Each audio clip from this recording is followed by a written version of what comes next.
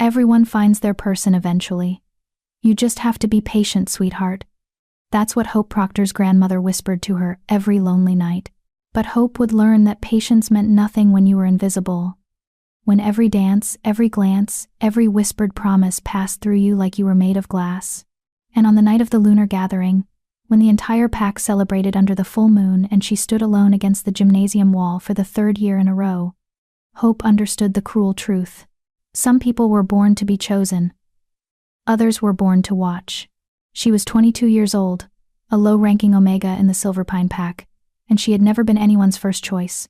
Not for a dance, not for a date, not for anything that mattered. But then the doors burst open, and the Alpha King walked in, a man whose name made Alphas tremble and Omegas dream. His eyes scanned the crowded room filled with perfectly paired wolves, with their perfect smiles and perfect lives. And they landed on her. "You," he said, his voice cutting through the music like a blade through silk. "You're with me now." Hope's heart stopped, because men like Alexander Brown didn't choose girls like her. Not unless they wanted something. Not unless this was another cruel joke the universe was playing on the girl who'd been alone her entire life. Chapter 1. The Girl Against the Wall. Hope Proctor had perfected the art of becoming invisible. She stood in the corner of Silverpine High's gymnasium, her back pressed against the cool brick wall, her arms wrapped around herself like armor. The lunar gathering was in full swing, the annual dance where unmated wolves came together under the full moon, hoping to find their destined partner. String lights hung from the ceiling like captured stars, and the DJ played music that made the wooden floor vibrate with bass and possibility. Everyone was dancing. Everyone except Hope.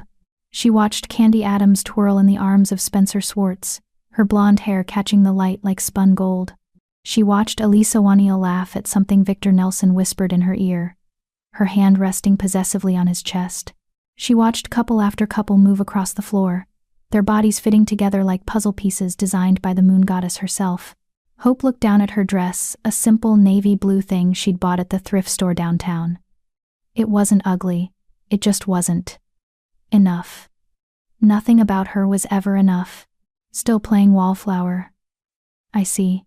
Hope's stomach clenched. She didn't need to look up to know who stood before her. Layla Bautista, the pack's golden child, daughter of the Beta, and Hope's personal tormentor since middle school. "I'm just taking a break," Hope said quietly, forcing herself to meet Layla's perfectly lined eyes. "A break from what? You haven't danced once." Layla's smile was sugar-sweet and venomous. She wore a red dress that probably cost more than Hope's monthly rent, and her dark hair fell in perfect waves down her back. Behind her stood Erica Terrell and Katherine Myers, her constant shadows both smirking.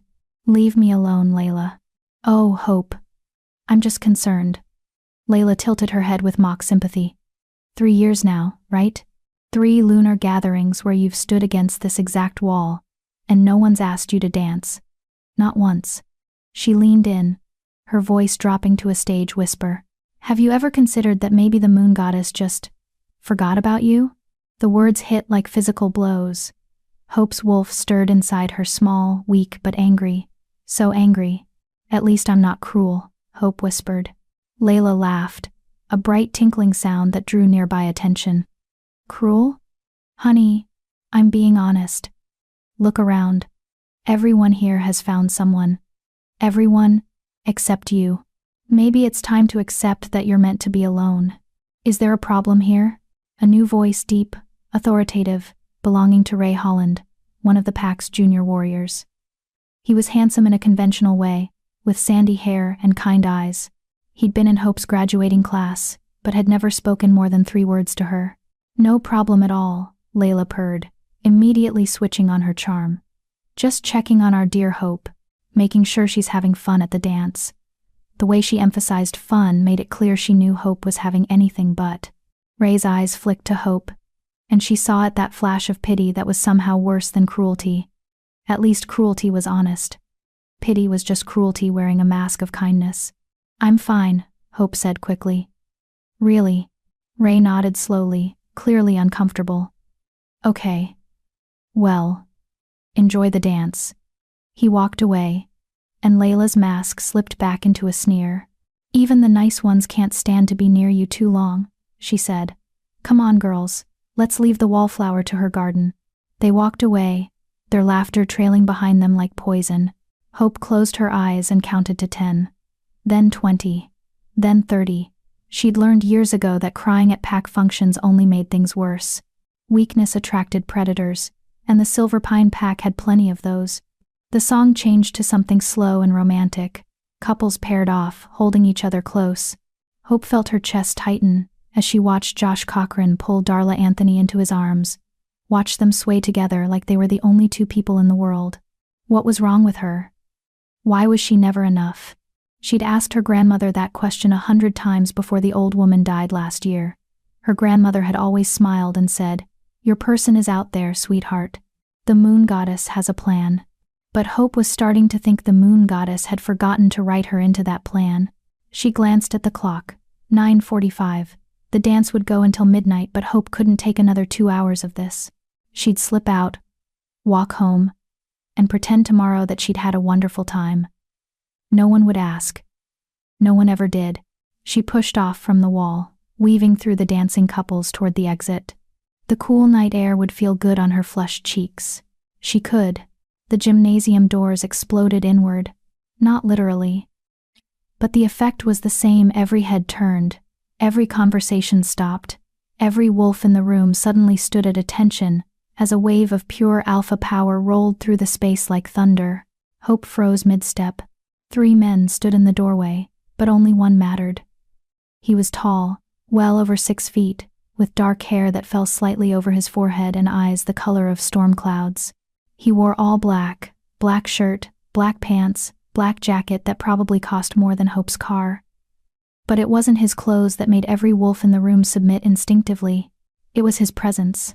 Alpha King Alexander Brown, ruler of the Northern Territories, commander of 12 packs, including Silver Pine. A man so powerful that other alphas bent the knee when he entered a room, and he'd just walked into their small-town dance like a god descending from Olympus. Hope's heart hammered against her ribs. She'd never seen him in person before, only in newspapers and pack bulletins. He rarely visited the smaller packs under his rule, preferring to govern from his fortress in the capital. What was he doing here? Beside him stood 2 other men, clearly his guards, both massive and dangerous-looking. But Alexander didn't need protection. The power rolling off him was protection enough. Alpha Marcus Cole of Silver Pine rushed forward, his beta Francis Draper close behind. "Your Majesty," Marcus said, bowing low. "We had no idea you'd be attending tonight. If we'd known, we would have prepared a proper welcome. I don't need fanfare, Marcus." Alexander's voice was deep and cold, cutting through the alpha's nervous rambling. "I'm here on business. Of course, whatever you need. I need a partner." The words hung in the air like a challenge. Every unmated female in the room suddenly stood straighter, smoothed their hair, adjusted their dresses. Hope watched Layla practically vibrate with excitement, watched Candy Adams bite her lip and push her chest forward. Alexander's eyes scanned the room slowly, methodically. Hope felt herself shrinking back, trying to disappear into the crowd. Men like him didn't look at girls like her. They looked through them. His gaze passed over Layla, over Candy, over every beautiful, perfect girl in the gymnasium, and landed on Hope. She felt it like a physical touch, those storm-gray eyes locking onto hers with an intensity that made her wolf sit up and take notice. Her breath caught, her skin prickled with awareness. He was looking at her, not through her, at her. Alexander crossed the room in 6 long strides, the crowd parting before him like the Red Sea. Hope's instinct screamed at her to run, but her legs wouldn't move. She was frozen, a deer in the headlights of an oncoming truck. He stopped directly in front of her. Up close he was even more devastating, sharp jawline, full lips, a small scar above his left eyebrow that somehow made him more dangerous, not less. "You," he said. And that voice, God. That voice sent shivers down her spine. "What's your name?" Hope's mouth opened, but no sound came out. Every eye in the gymnasium was on them. She could feel Layla's hatred like heat on her back. She swallowed hard. "Hope. Hope Proctor. Hope." He said her name like he was tasting it, testing its weight. "You're unmated." It wasn't a question, but she nodded anyway. "Good." He extended his hand, large, calloused, powerful. You're with me now." The world tilted. Hope stared at his hand like it was a live grenade. This couldn't be happening. This was a dream. A hallucination. Maybe she'd fallen and hit her head on the gymnasium wall. I don't understand," she whispered. Alexander's expression didn't change. "I need a partner for the evening. You're standing alone. It's a simple arrangement." Arrangement. The word cut through her shock like ice water. Of course. This wasn't about her. This was about convenience. He needed a partner. And she was available. That's all. But every unmated wolf in the room would kill for this opportunity. To dance with the Alpha King. To be chosen. Even temporarily. Even as a convenience. Hope looked at his outstretched hand. She thought about 3 years of standing against the wall. 3 years of being invisible. 3 years of watching everyone else live while she merely existed. What did she have to lose? She placed her hand in his. His fingers closed around hers, warm, firm, possessive, and Hope felt electricity shoot up her arm. Her wolf purred, a sound she'd never heard from the usually silent creature inside her. Alexander led her onto the dance floor as a new song started, something slow and haunting. The crowd watched, whispering frantically. Hope caught Layla's expression, pure, undiluted rage, and felt a small, shameful spark of satisfaction. Alexander's hand settled on her waist, pulling her closer than was strictly proper. Hope's free hand rested on his shoulder, and she was acutely aware of the solid muscle beneath her palm. "You're shaking," he observed. "You're the Alpha King," she said, as if that explained everything. It did. "And you're terrified of me." "Yes. Don't be, I won't hurt you." He said it matter-of-factly, like he was stating a law of nature. "Tell me, Hope Proctor, why were you standing alone?" Heat flooded her cheeks. "I wasn't. I was just taking a break." "You're a terrible liar." His lips quirked in something that might have been amusement. "How long? How long what? How long have you been standing against that wall?" Hope's throat tightened. "Since the dance started. And before tonight?" She didn't want to answer. Didn't want to admit the pathetic truth. But something in his eyes, not pity, but genuine curiosity, made her honest. "Every year, every dance. No one's ever asked me." "Why not?"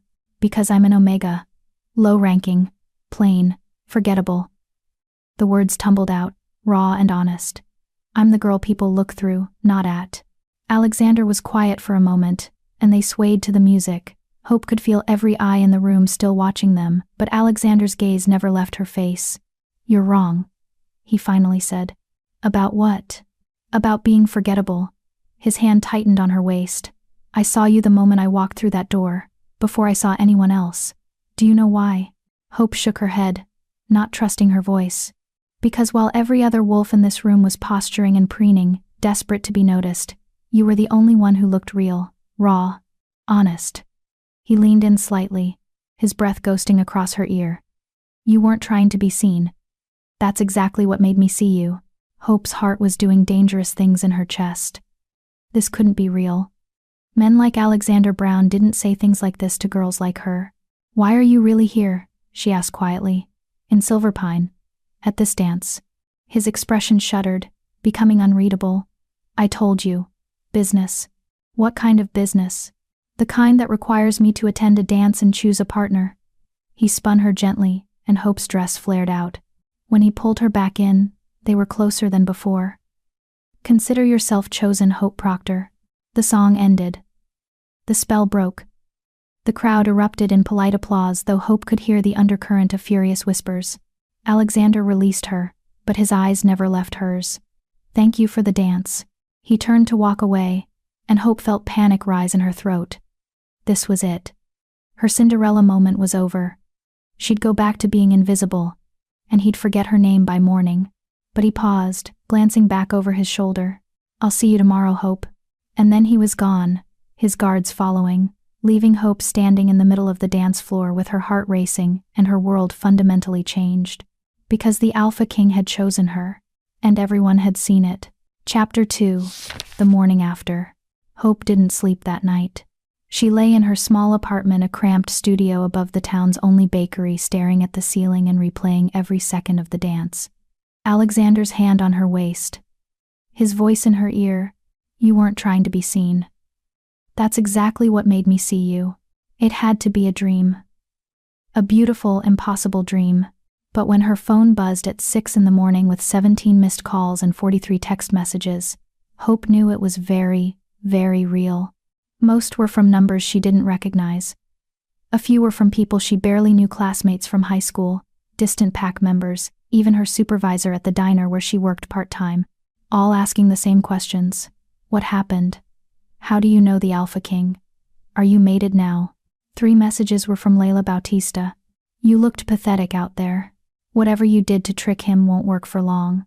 He'll realize his mistake soon enough. Hope deleted them without responding. She'd learned years ago that engaging with Layla only made things worse. She showered, dressed in her usual uniform jeans and a faded green sweater, and walked downstairs to start her shift at Moonbeam Diner. The morning crowd would be brutal today. Small towns thrived on gossip, and she'd just become the biggest story in Silverpine history. The moment she pushed through the diner's doors, every head turned. Ruth Lawrence, the owner and head cook, stood behind the counter with her arms crossed and one eyebrow raised. She was a large woman in her 60s with gray hair pulled into a tight bun, and a no-nonsense attitude that had kept the diner running for 30 years. Well, Ruth said slowly, look who decided to show up. I'm not late, Hope said quietly, tying her apron around her waist. Didn't say you were. Said look who showed up. Ruth's expression softened slightly. You gonna tell me what happened last night? Or am I gonna have to hear the gossip version from Bernice Ball? As if summoned, Bernice, a middle-aged Omega who worked the morning shift, practically bounced out of the kitchen, her eyes wide with excitement. Hope! Oh my God, Hope! Is it true? Did the Alpha King really dance with you? Yes, Hope said simply, grabbing her order pad. Just one dance. Yes. And then what happened? Then nothing. He left. Bernice's face fell slightly. But people are saying he chose you, that you're going to the capital, that you're his. People are wrong, Hope interrupted gently. It was just a dance. That's all. But even as she said it, she remembered his parting words. I'll see you tomorrow, Hope. Tomorrow was today. The morning rush hit like a wave. Every table filled with pack members who suddenly remembered they desperately needed breakfast at Moonbeam Diner. Hope served coffee and pancakes while dodging questions and ignoring whispers. She was refilling Cody Wall's coffee when the diner door opened and the temperature dropped 10 degrees. Layla Bautista swept in like a storm cloud, flanked by Erica and Katherine. She wore designer sunglasses despite the overcast morning, and a white coat that probably cost more than Hope made in 3 months. She removed her sunglasses with dramatic flair and scanned the diner until her eyes landed on Hope. There she is, Layla announced loudly, ensuring everyone heard. Silverpine's Cinderella. The diner went quiet. Hope kept her expression neutral, her hands steady as she finished pouring coffee. What can I get you, Layla? Oh, I'm not here to eat. Layla's smile was razor sharp. I'm here to talk. About last night. There's nothing to talk about. Really? Because the entire pack is talking about how you somehow convinced the Alpha King to dance with you. She tilted her head. What did you do, Hope? Slip something in his drink? Use some pathetic Omega charm? Or did you just throw yourself at him so desperately that he pitied you? Hope's jaw clenched. Her wolf growled inside her, that small, weak creature suddenly finding its voice. I didn't do anything, Hope said quietly. He asked me to dance. I said yes, that's all. That's all? Layla laughed, the sound brittle and cold. Honey, men like Alexander Brown don't ask girls like you to dance, not unless they want something. And trust me, whatever he wanted, he's already gotten it and moved on. Layla, that's enough. Ruth's voice cut through the tension like a knife. She stood behind the counter, her expression dark. Either order something or get out of my diner. Layla's eyes flashed with anger, but she knew better than to challenge Ruth Lawrence. Fine. But Hope? She leaned in close, her voice dropping to a whisper only Hope could hear. When he doesn't show up today, when you realize last night was just a charity case getting a pity dance, remember that I warned you. Girls like you don't get happy endings. She turned and walked out, her shadows following. The diner slowly returned to its normal buzz of conversation. Hope's hands trembled as she set down the coffee pot. Ruth appeared at her elbow, her expression concerned. You okay, kid? I'm fine. Hope lied. You know she's jealous, right? Layla's had her sights set on the Alpha King since she was 16. Seeing him choose you must have destroyed her. He didn't choose me, not really. It was just a dance. Ruth studied her for a long moment. If you say so. But Hope? If he does show up today, and I got a feeling he might, don't let Layla's poison make you doubt yourself. You deserve good things too. Hope wanted to believe that. She really did. The morning shift ended at 2. Hope hung up her apron, collected her tips, surprisingly generous today, probably from people hoping to hear gossip, and stepped outside into the cool afternoon air. A black SUV sat parked across the street. Hope's heart stopped.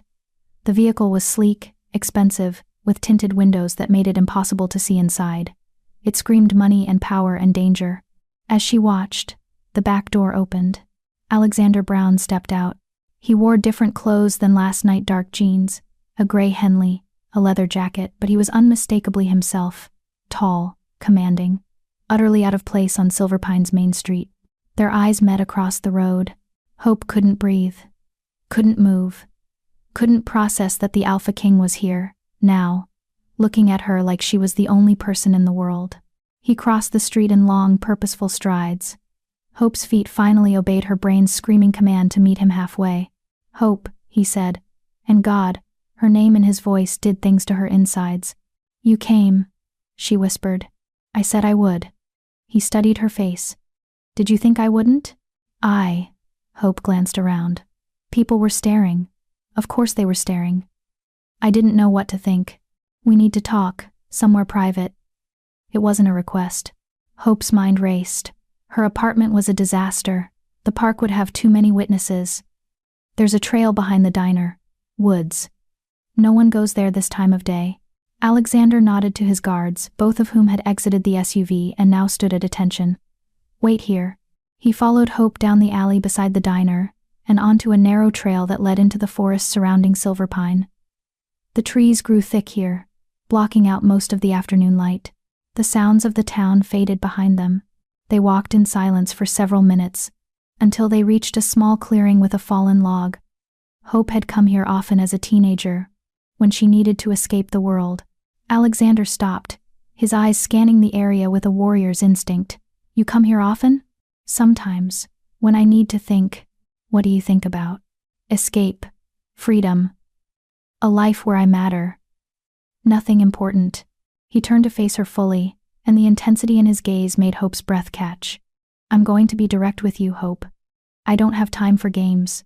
Okay, she said cautiously. I need a mate. The words hit like a punch to the gut. Hope took a step back. What? The Council of Alphas has been pressuring me for years to take a mate and produce an heir. I've refused because I have no interest in a political marriage to some Alpha's daughter who sees me as a throne to climb. Hope's head spun. I don't understand. Why are you telling me this? Because last night, when I walked into that gymnasium, I had every intention of choosing someone suitable, someone from a good family, someone who understood pack politics. His jaw tightened. And then I saw you. Me. Hope repeated numbly. You. Standing against that wall, completely alone, looking like you wanted to disappear. And I thought, here's someone who doesn't want anything from me. Someone who isn't performing or pretending. He took a step closer. Someone real. Hope's heart hammered against her ribs. You want me to be your mate.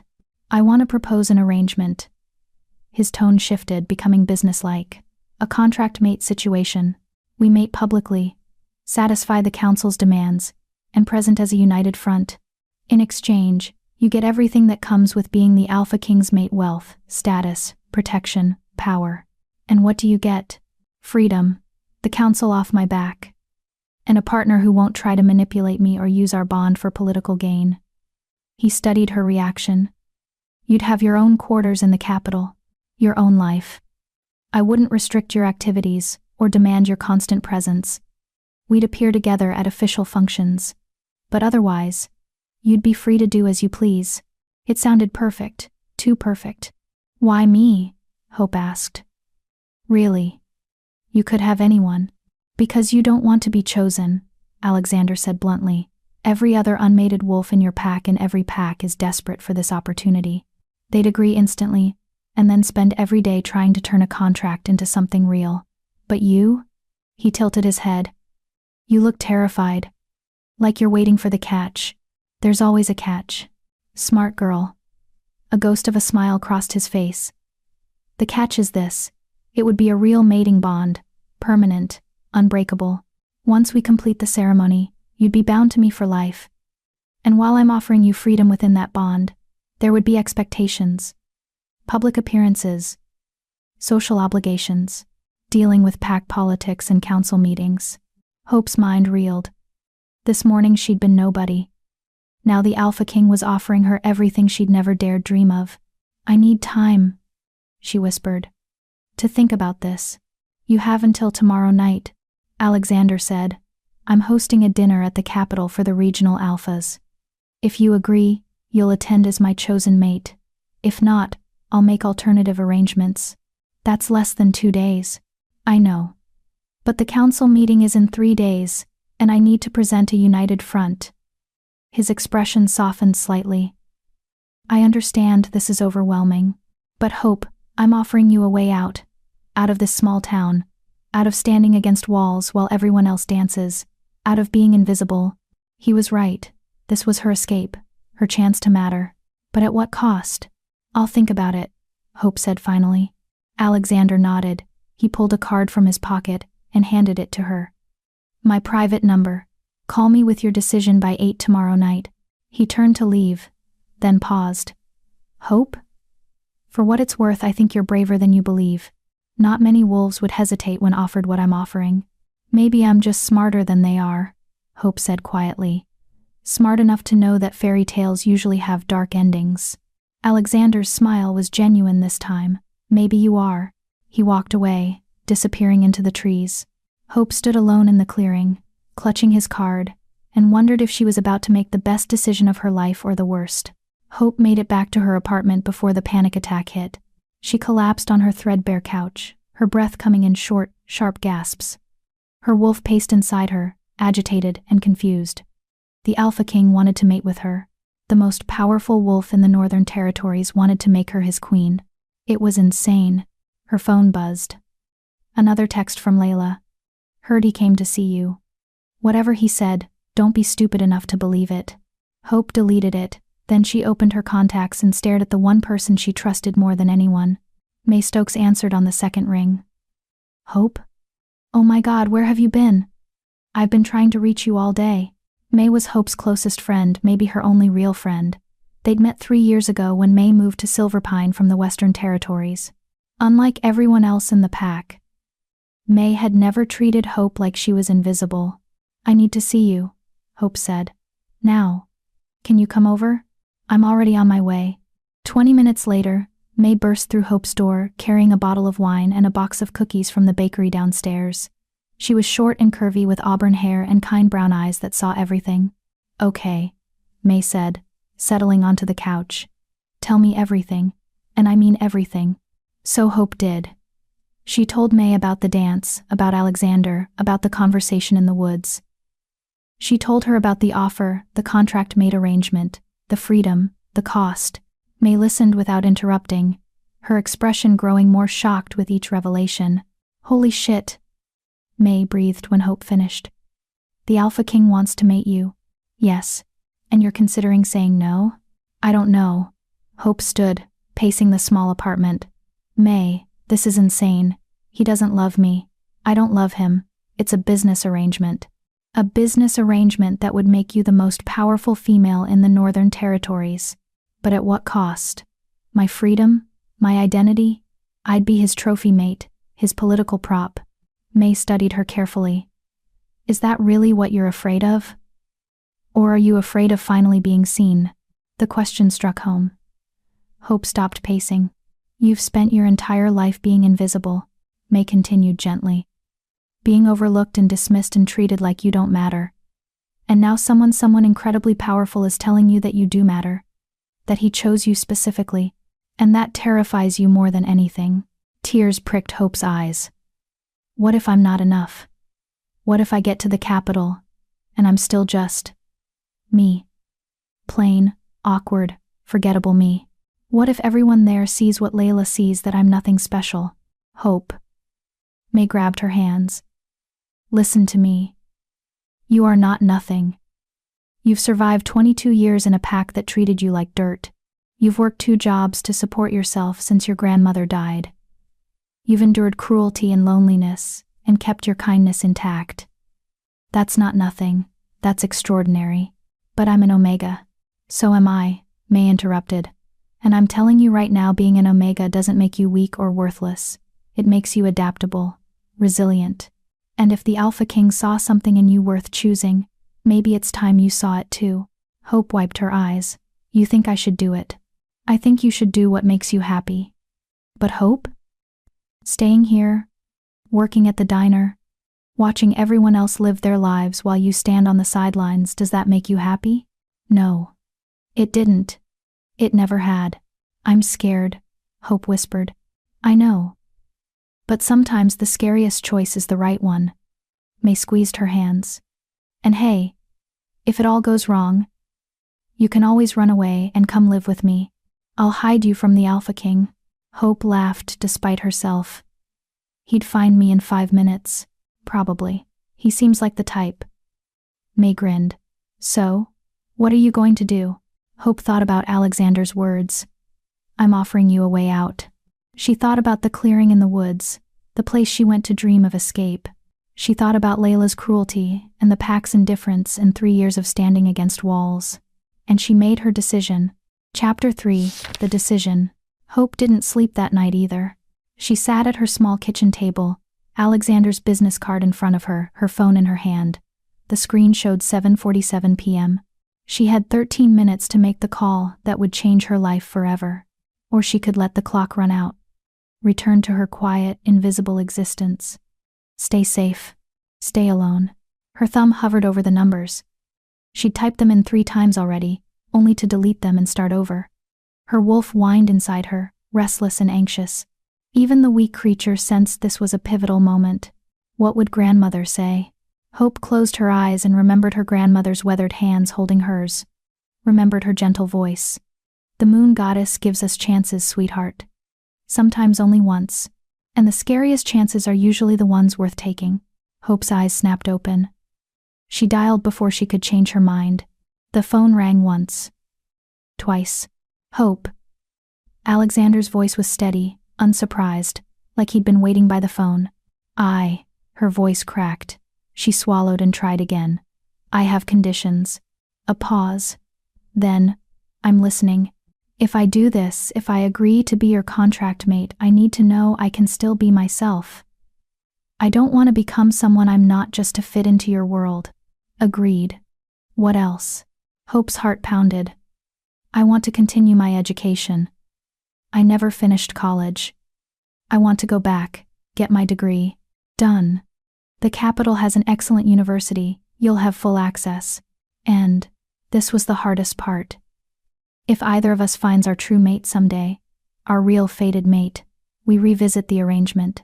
I won't trap you, and I need to know you won't trap me. Silence stretched between them. Hope held her breath. That's fair, Alexander said finally.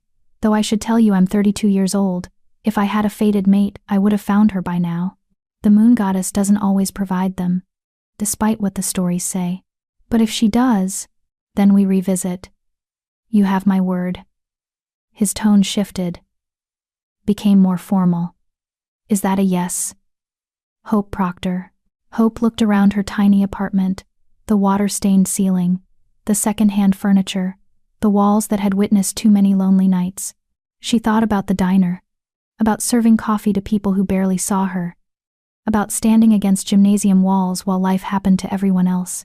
She thought about Alexander's eyes when he'd said you weren't trying to be seen. Yes, she whispered. It's a yes. Good.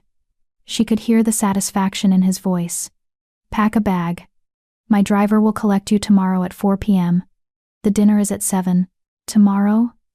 But I don't have anything to wear to a formal dinner. I don't have. Everything you need will be provided. Just bring personal items, clothes, toiletries, anything with sentimental value. He paused. And Hope? Don't tell anyone about the arrangement. As far as the world knows, we're a genuine match. Can you do that? Yes. I can do that. I'll see you tomorrow night." The line went dead. Hope set down her phone and stared at it like it might explode. What had she just done? She'd agreed to mate the Alpha King, to become a queen, to leave everything she'd ever known. Terror and exhilaration warred in her chest. Her phone buzzed with a text from an unknown number. "This is Clayton Fisher, His Majesty's assistant. A styling team will arrive at your residence at noon tomorrow to help you prepare. Please be ready." Reality crashed over her like a wave. This was happening. Really happening. Hope spent the rest of the night packing. She didn't own much. Her clothes fit into 2 small suitcases. She carefully wrapped her grandmother's photograph, her mother's locket, the only thing she had from the woman who died giving birth to her, and a few worn books. 22 years of life packed into 2 bags and a backpack. At 11 p.m., someone knocked on her door. Hope opened it to find May standing there with tears streaming down her face and a fierce smile. "You called him," May said. "How did you?" "I know you, Hope Proctor." May pulled her into a crushing hug. "You called him and you said yes, and I'm so proud of you and so terrified for you, and oh my God, you're going to be a queen." Hope hugged her back, her own tears falling. "I'm so scared, May." "I know. But you're also brave. Braver than anyone gives you credit for." May pulled back, holding Hope's shoulders. "Promise me something. Anything. Promise me you won't disappear. That you'll call me, text me, let me know you're okay. Because if you vanish into that capital and I never hear from you again, I will march up there myself and raise hell." Hope laughed through her tears. "I promise. You're my best friend. I'm not losing you." "Good." May wiped her eyes. "Now let's have one last girls' night before you become royalty." They stayed up until 3 in the morning, eating ice cream and watching terrible movies and pretending Hope's entire world wasn't about to change. When May finally left, she hugged Hope one more time and whispered, "You deserve this. Don't let anyone make you think otherwise." The styling team arrived precisely at noon. There were 4 of them, 3 women and 1 man, all dressed impeccably and carrying cases of equipment. The leader, a tall woman with silver hair and sharp features, introduced herself as Jewel Hensley. "We have 5 hours to transform you," Jewel said, assessing Hope with a critical eye that somehow didn't feel cruel. "His Majesty has requested we bring out your natural beauty, not change who you are. So let's begin." What followed was the most surreal afternoon of Hope's life. They started with a long bath infused with oils that made her skin impossibly soft.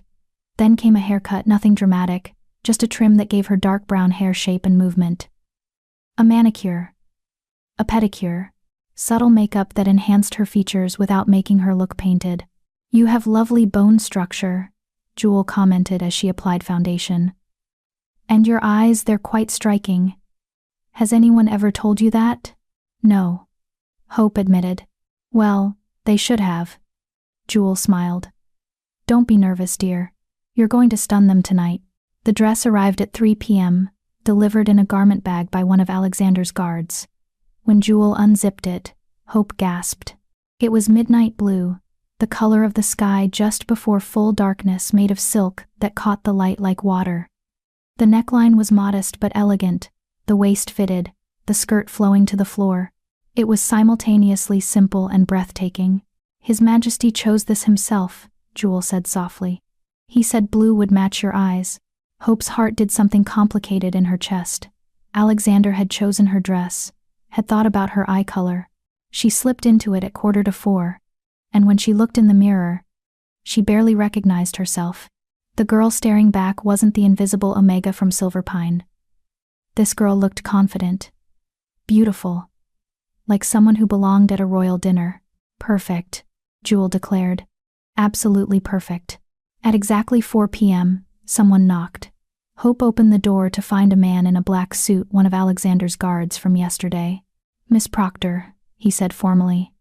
"I'm Israel Atkinson. I'll be driving you to the capital."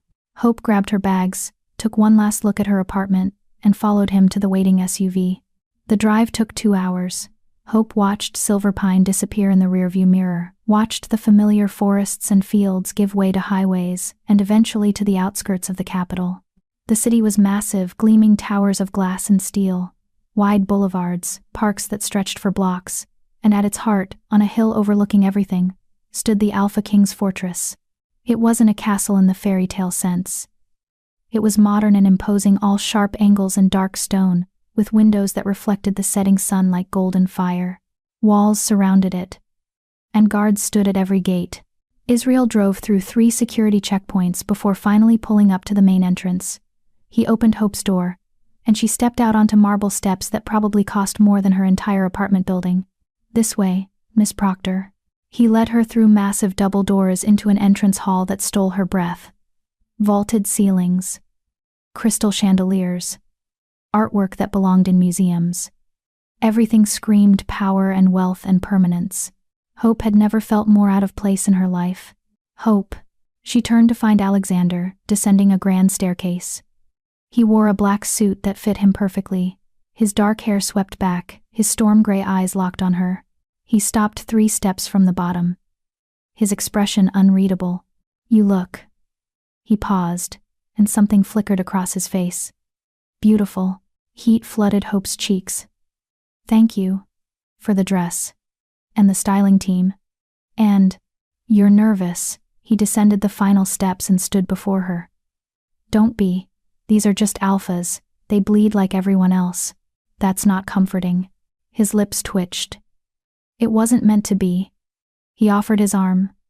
"Come. We need to talk before dinner." Hope placed her hand in the crook of his elbow, and he led her through a maze of corridors to a private office. The room was all dark wood and leather, with floor-to-ceiling windows overlooking the city. Alexander closed the door and turned to face her. "There are things you need to know before we go in there," he said. "The alphas attending tonight, they're my regional commanders. They've been pressuring me to mate for years. And they have opinions about who would be suitable. Let me guess, not an Omega from a small town." "Exactly." He moved to a sideboard and poured 2 glasses of amber liquid. He handed one to Hope. "They'll test you tonight." Subtle insults disguised as compliments. Questions designed to make you uncomfortable. They want to see if you'll break. Hope's hand tightened on the glass. "And if I do?" "You won't." He said it with absolute certainty. "Because you've survived worse than anything they can throw at you. Layla Bautista's cruelty prepared you for pack politics better than any formal training could." "You know about Layla?" "I know everything about you, Hope. I don't make decisions blindly." He took a sip of his drink. "I know about your grandmother raising you after your mother died in childbirth. I know about your father abandoning the pack when you were 2. I know about working 2 jobs to survive, about standing alone at dances, about every slight and cruelty you've endured." Hope's throat tightened. "Why? Why would you investigate me?" "Because I needed to know if you could handle this world. And everything I learned told me you could." He set down his glass and stepped closer. "You're a survivor, Hope. That's rarer and more valuable than any alpha bloodline. I still don't understand why you chose me." Alexander studied her for a long moment. "Do you believe in instinct?" Yes, I suppose. When I walked into that gymnasium, my instinct screamed at me that you were important, that you mattered. I've learned to trust that instinct. It's kept me alive through 3 territory wars and countless assassination attempts." His eyes held hers. "I chose you because everything in me said you were the right choice. Can you accept that?" Hope wanted to. But doubt whispered in the back of her mind, doubt planted by years of being told she was worthless. "I'll try," she said honestly. "That's all I ask." Alexander glanced at his watch. "It's time. Are you ready?" No. She wasn't ready. She'd never be ready. But she nodded anyway. Alexander offered his arm again, and together they walked toward the dining hall. Hope could hear voices, deep, powerful, alpha voices that made her wolf want to submit and hide. 2 guards opened massive doors, and Alexander led her inside. The dining hall was enormous, with a table that could seat 50. Tonight, only 12 places were set, 6 on each side, with 2 throne-like chairs at the head. 10 alphas stood when they entered, their conversations dying instantly. 10 pairs of eyes locked onto Hope, with varying degrees of shock, curiosity, and disapproval. "Gentlemen," Alexander said, his voice carrying absolute authority. Allow me to introduce Hope Proctor, my chosen mate. The silence was deafening. Then, a man at the far end of the table, broad-shouldered with graying hair and cold blue eyes, spoke. Your Majesty, surely there's been some mistake. This is an Omega. I'm aware of what she is, Alpha Francis, Alexander said coolly. Are you questioning my choice? Francis's jaw tightened. Of course not. I'm merely surprised. We had assumed you'd choose someone of more appropriate breeding.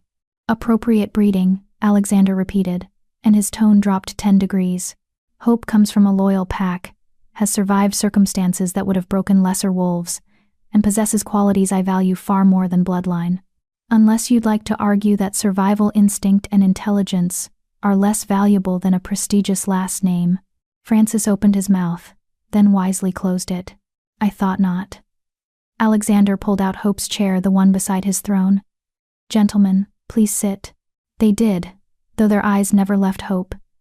She could feel their judgment like weight on her shoulders. The dinner began. Chapter 4. Trial by Fire. The first course arrived, a delicate soup that probably had a French name Hope couldn't pronounce. She picked up her spoon with trembling fingers, acutely aware that every alpha at the table was watching her. Alexander sat beside her, his posture relaxed but his eyes alert. He was waiting for the attack. So was Hope. It came from Alpha Tom Gibson, a lean man in his 50s with sharp features and calculating eyes. He sat 3 seats down on the right. Miss Proctor, he said, his tone dripping with false politeness. What a delightful surprise. Tell me, what pack activities were you involved in back in Silverpine? I assume someone of your unique position must have held some responsibility. It was a trap. Everyone at this table knew Omegas rarely held positions of authority in pack hierarchies. Hope set down her spoon carefully. I worked 2 jobs to support myself, Alpha Gibson. The diner and the bakery. I didn't have time for pack politics. How industrious, Gibson said, though his smile didn't reach his eyes. Manual labor. How? Grounding. It was honest work, Hope replied evenly. I fed people who were hungry. I provided for myself without relying on pack charity or family connections. Is there something dishonorable about that? Several alphas shifted uncomfortably. Gibson's smile froze. Of course not, he said tightly. I merely meant. You merely meant to insult her, Alexander interrupted, his voice soft and deadly. And you failed. Anyone else care to try? The table fell silent. Hope's heart hammered, but she kept her expression calm. 1 down. The second course arrived, some kind of fish with vegetables arranged artistically. Hope had no idea what it was, but she ate it slowly, buying time. Alpha Rudy Snyder tried next. He was younger than the others, maybe early 40s, with red hair and a cocky smile. Your Majesty, we're all curious. How did you and Miss Proctor meet? It must have been quite the romantic encounter. I saw her at a dance, Alexander said simply. I asked her to dance. She said yes. How wonderfully simple, Snyder said, his eyes glinting with mockery. Like something from a children's story. The king sweeps in and rescues the poor Omega from obscurity. Hope's fingers tightened on her fork. She could feel Alexander tense beside her, could sense his anger rising. She spoke before he could. Is that how you see it, Alpha Snyder? As a rescue? Well, because I see it differently. Hope met his gaze directly, channeling every ounce of courage she possessed. I see a man who was tired of political games and manipulations. A man who wanted honesty for once in his life. And yes, I'm an Omega from a small pack with no prestigious connections. Which means I have nothing to gain by lying to him, or using him for power. She paused. Can everyone at this table say the same? The silence was electric. Snyder's face flushed red. Alpha Francis laughed, a sharp, barking sound. She has teeth, Alexander. I'll give you that. She has more than teeth, Alexander said, his hand finding Hope's under the table and squeezing gently. She has courage and intelligence, 2 qualities in shorter supply among nobility than they should be. The dinner continued through 6 more courses. The alphas probed and tested, some more subtly than others, Hope deflected what she could and answered honestly when she couldn't deflect. Alexander watched everything, his presence beside her a constant source of strength. By the time dessert arrived, some elaborate chocolate creation, Hope was exhausted, but she'd survived. She hadn't broken, or cried, or run from the room. Then Alpha Ben Estes spoke. He'd been silent all evening, sitting at the far end of the table. He was the oldest Alpha present, maybe 70, with white hair and eyes that had seen everything. "A question, if I may," Estes said, his voice surprisingly gentle. "Miss Proctor, what do you know of the Treaty of Northern Accords?" Hope's stomach dropped. She knew nothing about the Treaty of Northern Accords. She had no idea what it even was. The table waited. The trap was perfect. Expose her ignorance in front of everyone. Prove she wasn't fit to be queen. "Nothing," Hope said quietly. "I don't know what that is." Satisfaction flickered across several faces. Estes nodded slowly. "I see. And the Council of 12 Territories? The Blood Accords of 1847? The Sovereign Rights Act? I don't know any of those things," Hope admitted, her cheeks burning with shame. "I'm not educated in pack politics or history. I worked in a diner. I never had the opportunity to study governance or treaties or—" "Hope." Alexander's voice cut through her spiraling panic. He turned to face her, his expression serious but not angry. "Do you know what those treaties have in common?" She shook her head mutely. "They're all outdated, irrelevant, relics of a political system I've been working to dismantle for the past 5 years. He looked at Estes. "Isn't that right, Ben?" Estes's eyes twinkled. "It is indeed, Your Majesty. The Northern Accords were dissolved 3 years ago. The Blood Accords were abolished in 1923. And the Sovereign Rights Act was repealed before Hope was born." Alexander's jaw tightened. "So, unless my regional commanders are testing my mate with deliberate misinformation, perhaps someone would like to explain the purpose of that question." Estes smiled, genuine this time. "I was testing her honesty, not her knowledge. And she passed." Most wolves would have bluffed, pretended to know things they didn't. She admitted her ignorance immediately. "That's rare. And valuable." He raised his glass toward Hope. "Welcome to the capital, Miss Proctor. I think you'll do just fine." Several other alphas murmured agreement, though Francis and Gibson still looked skeptical. The dinner finally, mercifully ended at 10 p.m. The alphas departed one by one, some offering respectful nods to Hope, others barely acknowledging her existence. When the last one left, Hope sagged in her chair. "You did well," Alexander said. "I felt like I was drowning." "You were. But you didn't go under." He stood and offered his hand. "Come. I'll show you to your quarters." Hope let him lead her out of the dining hall and through another maze of corridors. Her feet ached in the elegant heels, and exhaustion pulled at her bones. They stopped in front of a set of double doors. Alexander opened them to reveal a suite that was larger than Hope's entire apartment. There was a sitting room with plush furniture and a fireplace. A bedroom visible through another doorway, with a bed that could fit 4 people. Floor-to-ceiling windows overlooking the city lights. Artwork on the walls. A chandelier that caught and scattered light like diamonds. "This is yours," Alexander said. "Your private space. There's a bathroom through that door. A walk-in closet already stocked with clothes in your size. And a study if you want somewhere quiet to read." Hope walked slowly into the room, turning in a circle. "This is too much. This is appropriate for your station." He moved to the fireplace and started a fire with practiced ease. "You'll have breakfast brought to you at 8 unless you request otherwise.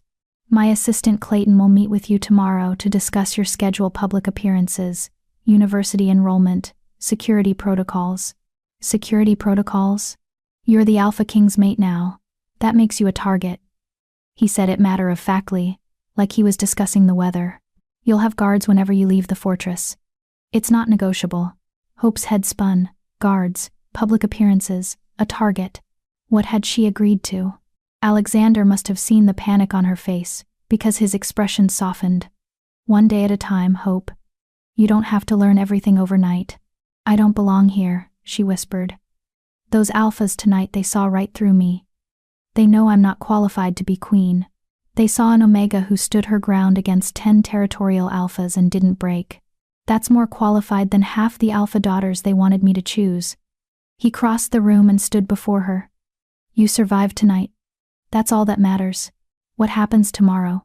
Tomorrow you rest, you explore your new home, you begin to adjust. His hand came up, hesitating, then gently tucked a strand of hair behind her ear. And tomorrow night, we complete the mating bond. Hope's breath caught.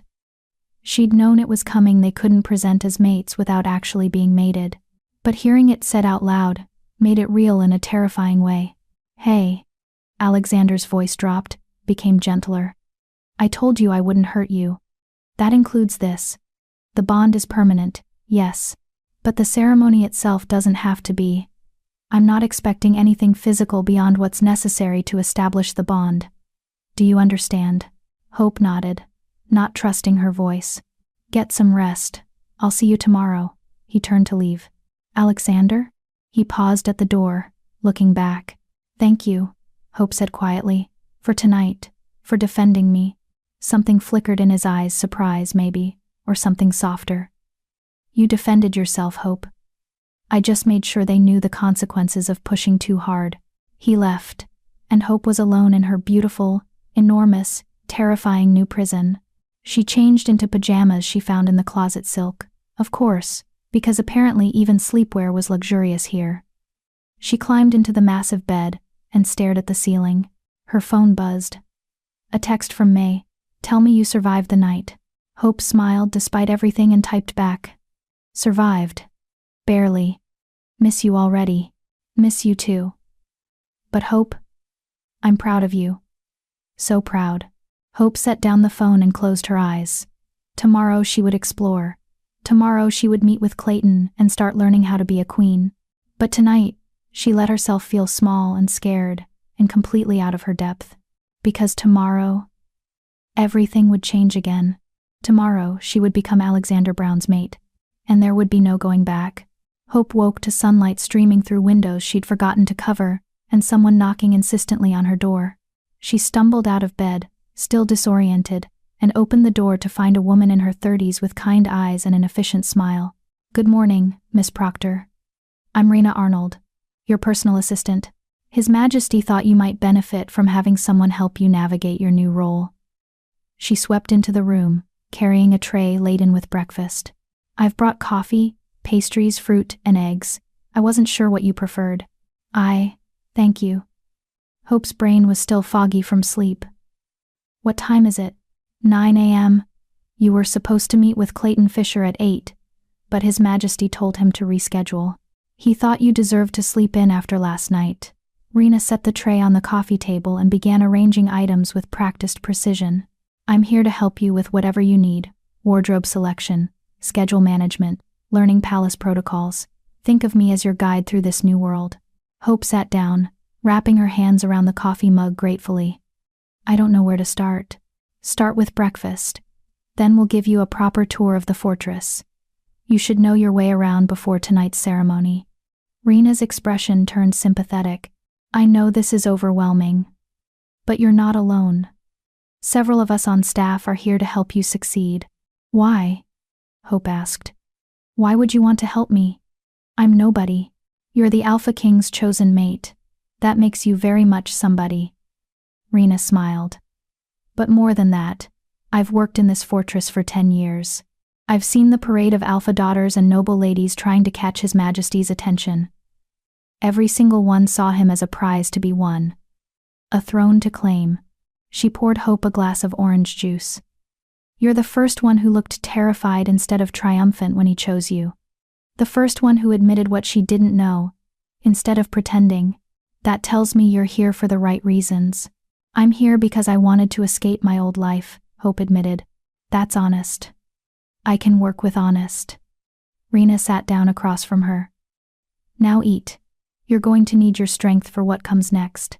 The tour took 2 hours. The fortress was massive. 3 main wings, dozens of rooms, gardens that stretched for acres, training grounds where warriors practiced daily. Rena explained everything patiently, answering Hope's endless questions. They were in the library, a room that made Hope's heart sing with its floor-to-ceiling books when Clayton Fisher found them. He was tall and thin, maybe 40, with wire-rimmed glasses and an air of perpetual organization. "Miss Proctor, I apologize for the delay in meeting you. Please, call me Hope." "Hope, then." He pulled out a tablet. "We need to discuss your public schedule. The mating announcement will go out tomorrow morning to all 12 territories. After that, you'll be expected to attend various functions, charity galas, PAC meetings, council sessions." Hope's anxiety spiked. "I don't know how to do any of that." "You'll learn. Rena will coach you on protocols, and I'll brief you before each event." He tapped on his tablet. "I've also enrolled you at Capital University. You'll start classes in 2 weeks. I've selected a schedule that balances your academic interests with your public duties.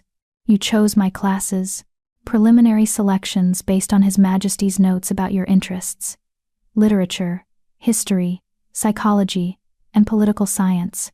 But you can adjust them as you see fit." Hope's throat tightened. Alexander had remembered what she wanted to study, had made sure it happened. "There's something else," Clayton said, his expression becoming more serious. "Your safety. As the Alpha King's mate, you're now a high-value target. There are wolves in the territories who oppose His Majesty's reforms, who see him as too progressive, too willing to change old ways." "You mean, I'm in danger?" "We all are, to varying degrees. But yes, you especially. You'll have 2 personal guards at all times when outside the fortress: Israel Atkinson and Abraham Stone. They're the best we have." Hope felt the walls closing in: guards, schedules, public appearances, danger. "I need air," she whispered. Rena touched her arm gently. "There's a private garden. Come on." She led Hope through a side door and into a courtyard hidden from public view. It was beautiful flowering trees, stone benches, a fountain that sang with falling water, and it was blessedly empty. Hope sank onto a bench and put her head in her hands. "I can't do this," she said. "I'm not strong enough. I'm not smart enough. I'm just a girl from Silverpine who served coffee and stood against walls." "You were that girl," Rena said, sitting beside her. "You're not anymore. You're becoming something else. What if I fail? What if I embarrass Alexander? What if—" "Hope." Rena's voice was firm. "Listen to me. Every queen in history has felt this way at the beginning. Do you think they were born knowing how to rule? Born confident and perfect?" She shook her head. "They learned. They adapted. They grew into their roles. And you will too." Hope looked up, tears blurring her vision. "How do you know?" "Because last night, you faced down 10 territorial alphas and held your ground. Because you admitted what you didn't know instead of lying. Because you're sitting here terrified but still moving forward."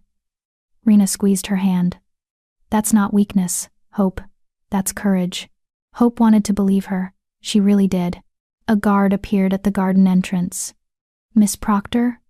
His Majesty requests your presence in his study." Hope's heart jumped. "Now?" "Now." She followed the guard through the fortress to a wing she hadn't seen yet. He stopped at a heavy wooden door and knocked. "Come in," Alexander's voice called. Hope entered to find him standing by the window, looking out over the city. He wore casual clothes today, jeans and a dark shirt, and somehow looked even more dangerous without the formal suit. "You wanted to see me?" Hope asked. Alexander turned. His expression was unreadable. "How are you adjusting?" "I'm trying. That's all I ask." He moved to his desk and picked up a small box. "I have something for you." He opened it to reveal a ring platinum, with a sapphire the color of midnight surrounded by diamonds. "The mating ring," Alexander explained. "It's tradition for the Alpha King's mate to wear it. This one belonged to my mother." Hope's breath caught. "Your mother?" "She died when I was 12. My father gave this to her when they mated." His jaw tightened. "She was the strongest wolf I ever knew. I think she would have liked you." He took Hope's hand, his touch sending that now familiar electricity through her, and slid the ring onto her finger. It fit perfectly. "Tonight," Alexander said quietly, "we complete the bond. Are you ready?" No. She wasn't ready. But she nodded anyway, because ready or not, her new life was beginning, and there was no turning back now. Chapter 5. The Bonding Ceremony. The ceremony would take place at midnight under the full moon. Traditional, sacred, binding. Rena helped Hope prepare, dressing her in a white gown that was simpler than the dinner dress, but somehow more significant. The fabric was soft as clouds, flowing to the floor with delicate silver embroidery along the hem, ancient symbols of the moon goddess. "You look beautiful," Rena said, adjusting Hope's hair. She'd left it mostly down, with just a few braids woven through. "Are you nervous?" "Terrified," Hope admitted. "That's normal. Every mated wolf feels that way before the ceremony." Rena met her eyes in the mirror. "But Hope? His Majesty isn't a cruel man. He'll be gentle." Hope nodded, not trusting her voice. She knew the ceremony required a bite, Alexander marking her as his, the claiming that would forge their bond. She knew it would hurt. She knew it would change everything. At 11:30, Israel Atkinson appeared at her door. "It's time, Miss Proctor." He led her through the fortress and out into the private gardens where she'd had her panic attack earlier. But now the space was transformed. Hundreds of candles lit the pathway. White flowers bloomed despite the late season, and at the center stood a raised platform beneath an ancient oak tree. Alexander waited there, dressed in ceremonial clothes, black pants, a white shirt open at the collar, a silver circlet on his head that marked him as Alpha King. Behind him stood Clayton and a woman Hope didn't recognize, elderly, with silver hair and eyes that seemed to see everything. "That's Elder Bernice Ball," Israel whispered. "She'll officiate." As Hope approached, Alexander's eyes locked onto hers. In the moonlight, his expression was softer than she'd seen before, almost vulnerable. Hope climbed the platform steps, her legs shaking. Alexander offered his hand, steadying her. Elder Bernice began to speak, her voice carrying through the garden. "We are gathered under the full moon to witness the bonding of Alpha King Alexander Brown and Hope Proctor.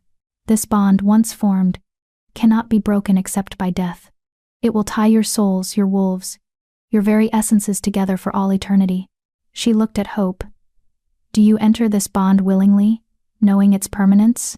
Hope's mouth was dry. She glanced at Alexander, found him watching her intently. "I do," she whispered. "And you, Alpha King, do you enter this bond willingly?" "I do." His voice was steady, certain. "Then let the ceremony begin." Bernice gestured to them. "Join hands." Alexander took both of Hope's hands in his. His palms were warm, calloused from training. She could feel his pulse steady and strong. "Speak your vows," Bernice instructed. Alexander went first. "I, Alexander Brown, Alpha King of the Northern Territories, take you, Hope Proctor, as my mate. I vow to protect you, to honor you, to stand beside you through whatever comes. Your enemies are my enemies. Your joys are my joys. From this night forward we are one." Hope's turn. Her voice trembled but held. "I, Hope Proctor, take you, Alexander Brown, as my mate. I vow to stand with you, to support you, to face whatever challenges come with courage. Your burdens are my burdens, your battles are my battles. From this night forward, we are one." "The vows are spoken," Bernice said. "Now comes the claiming. Alpha, mark your mate." Alexander's hands released hers and moved to her shoulders. His eyes searched her face. "This will hurt," he said quietly, "for her ears alone. But only for a moment. Are you ready?" Hope nodded, tilting her head to expose her neck, the ultimate sign of trust and submission. Alexander pulled her closer, his breath warm against her throat.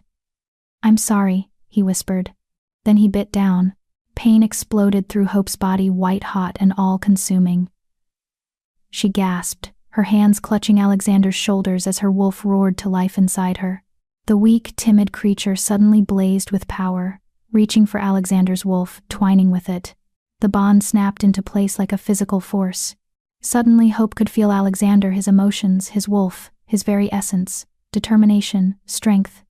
And underneath it all, a loneliness so deep it made her want to cry. He pulled back, his teeth releasing her.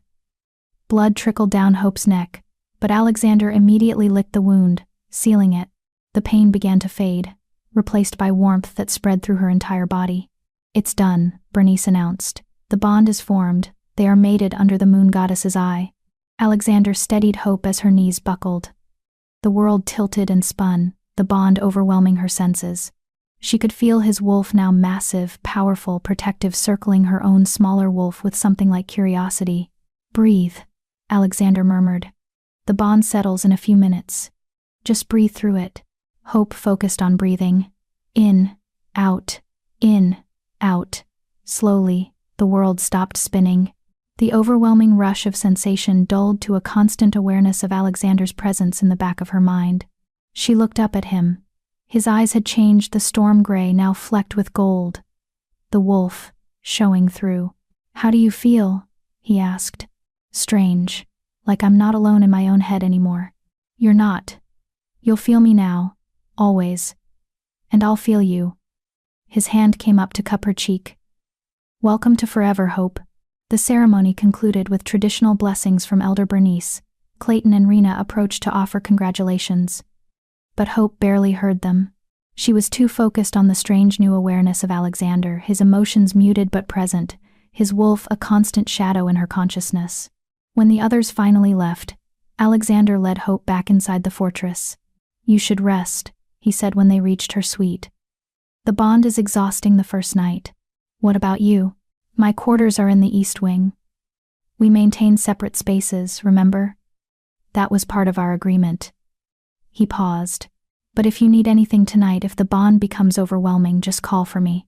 Through the bond, I'll hear you." Hope nodded. She was exhausted, emotionally drained, and completely overwhelmed. Alexander turned to leave, then stopped.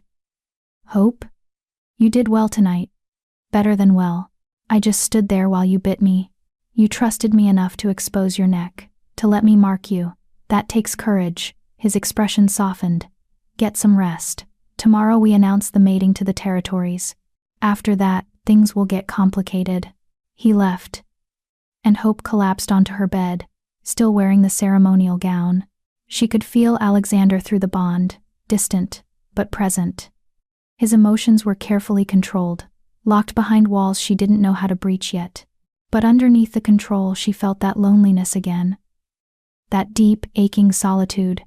The Alpha King was the most powerful wolf in the north, surrounded by thousands of pack members and allies. And he was completely alone, just like she had been. Maybe that's why he'd chosen her. Not for her strength or her bloodline or anything she could offer him politically, but because he recognized a kindred spirit, another lonely soul, standing against the wall while life happened to everyone else. Hope touched the mark on her neck, already healed, but she could feel the raised scar forming, the permanent proof of their bond. She was mated now, bound to Alexander Brown for life. And despite everything, the fear, the uncertainty, the overwhelming strangeness of it all, a small part of her felt relief. She wasn't invisible anymore. She wasn't standing alone. She had a mate. A bond. A place in the world. Even if that place was terrifying. Hope woke the next morning to chaos. Someone was pounding on her door. Rena burst in without waiting for permission, her face flushed and her tablet clutched in one hand. "Have you seen the news?" she demanded. "What?" "No, I was sleeping. The announcement went out an hour ago. All 12 territories now know about your mating." Rena thrust the tablet at Hope. "And the internet is losing its mind." Hope took the tablet with trembling hands. The screen showed the official announcement, a formal photograph of her and Alexander from last night. His hand on her shoulder, her neck clearly marked. They looked almost convincing as a real couple. But below the announcement were thousands of comments. Who is Hope Proctor? Never heard of her. An Omega? The Alpha King mated an Omega? What was he thinking? She's pretty, I guess. But hardly queen material. This is a disgrace to the Northern Territories. We deserve better. Look at her, she looks terrified. This has to be a political arrangement. Hope's hands shook harder.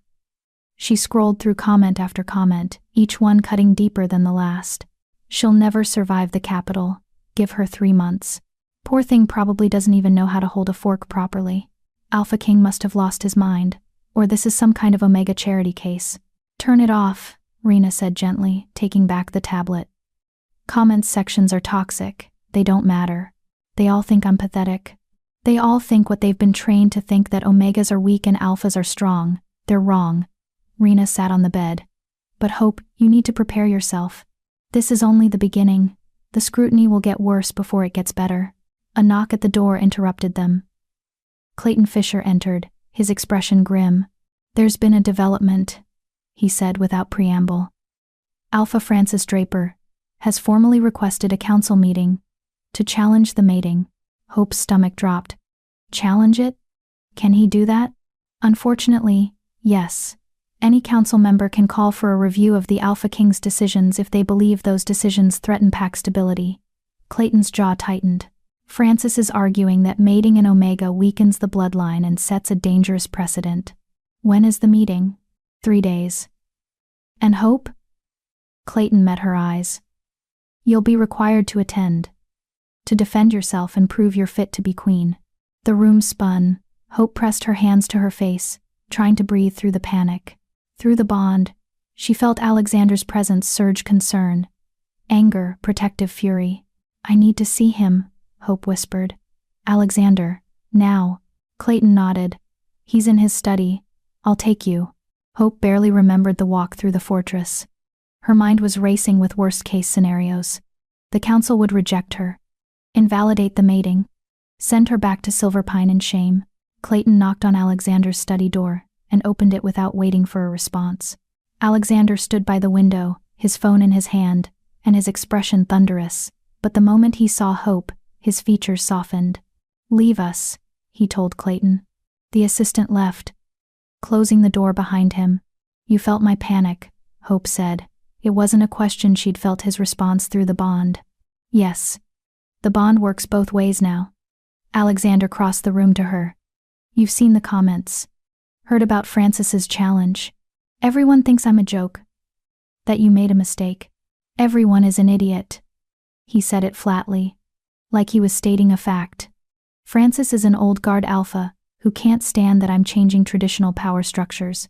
This challenge has nothing to do with you, and everything to do with him trying to undermine me. But they're using me to do it.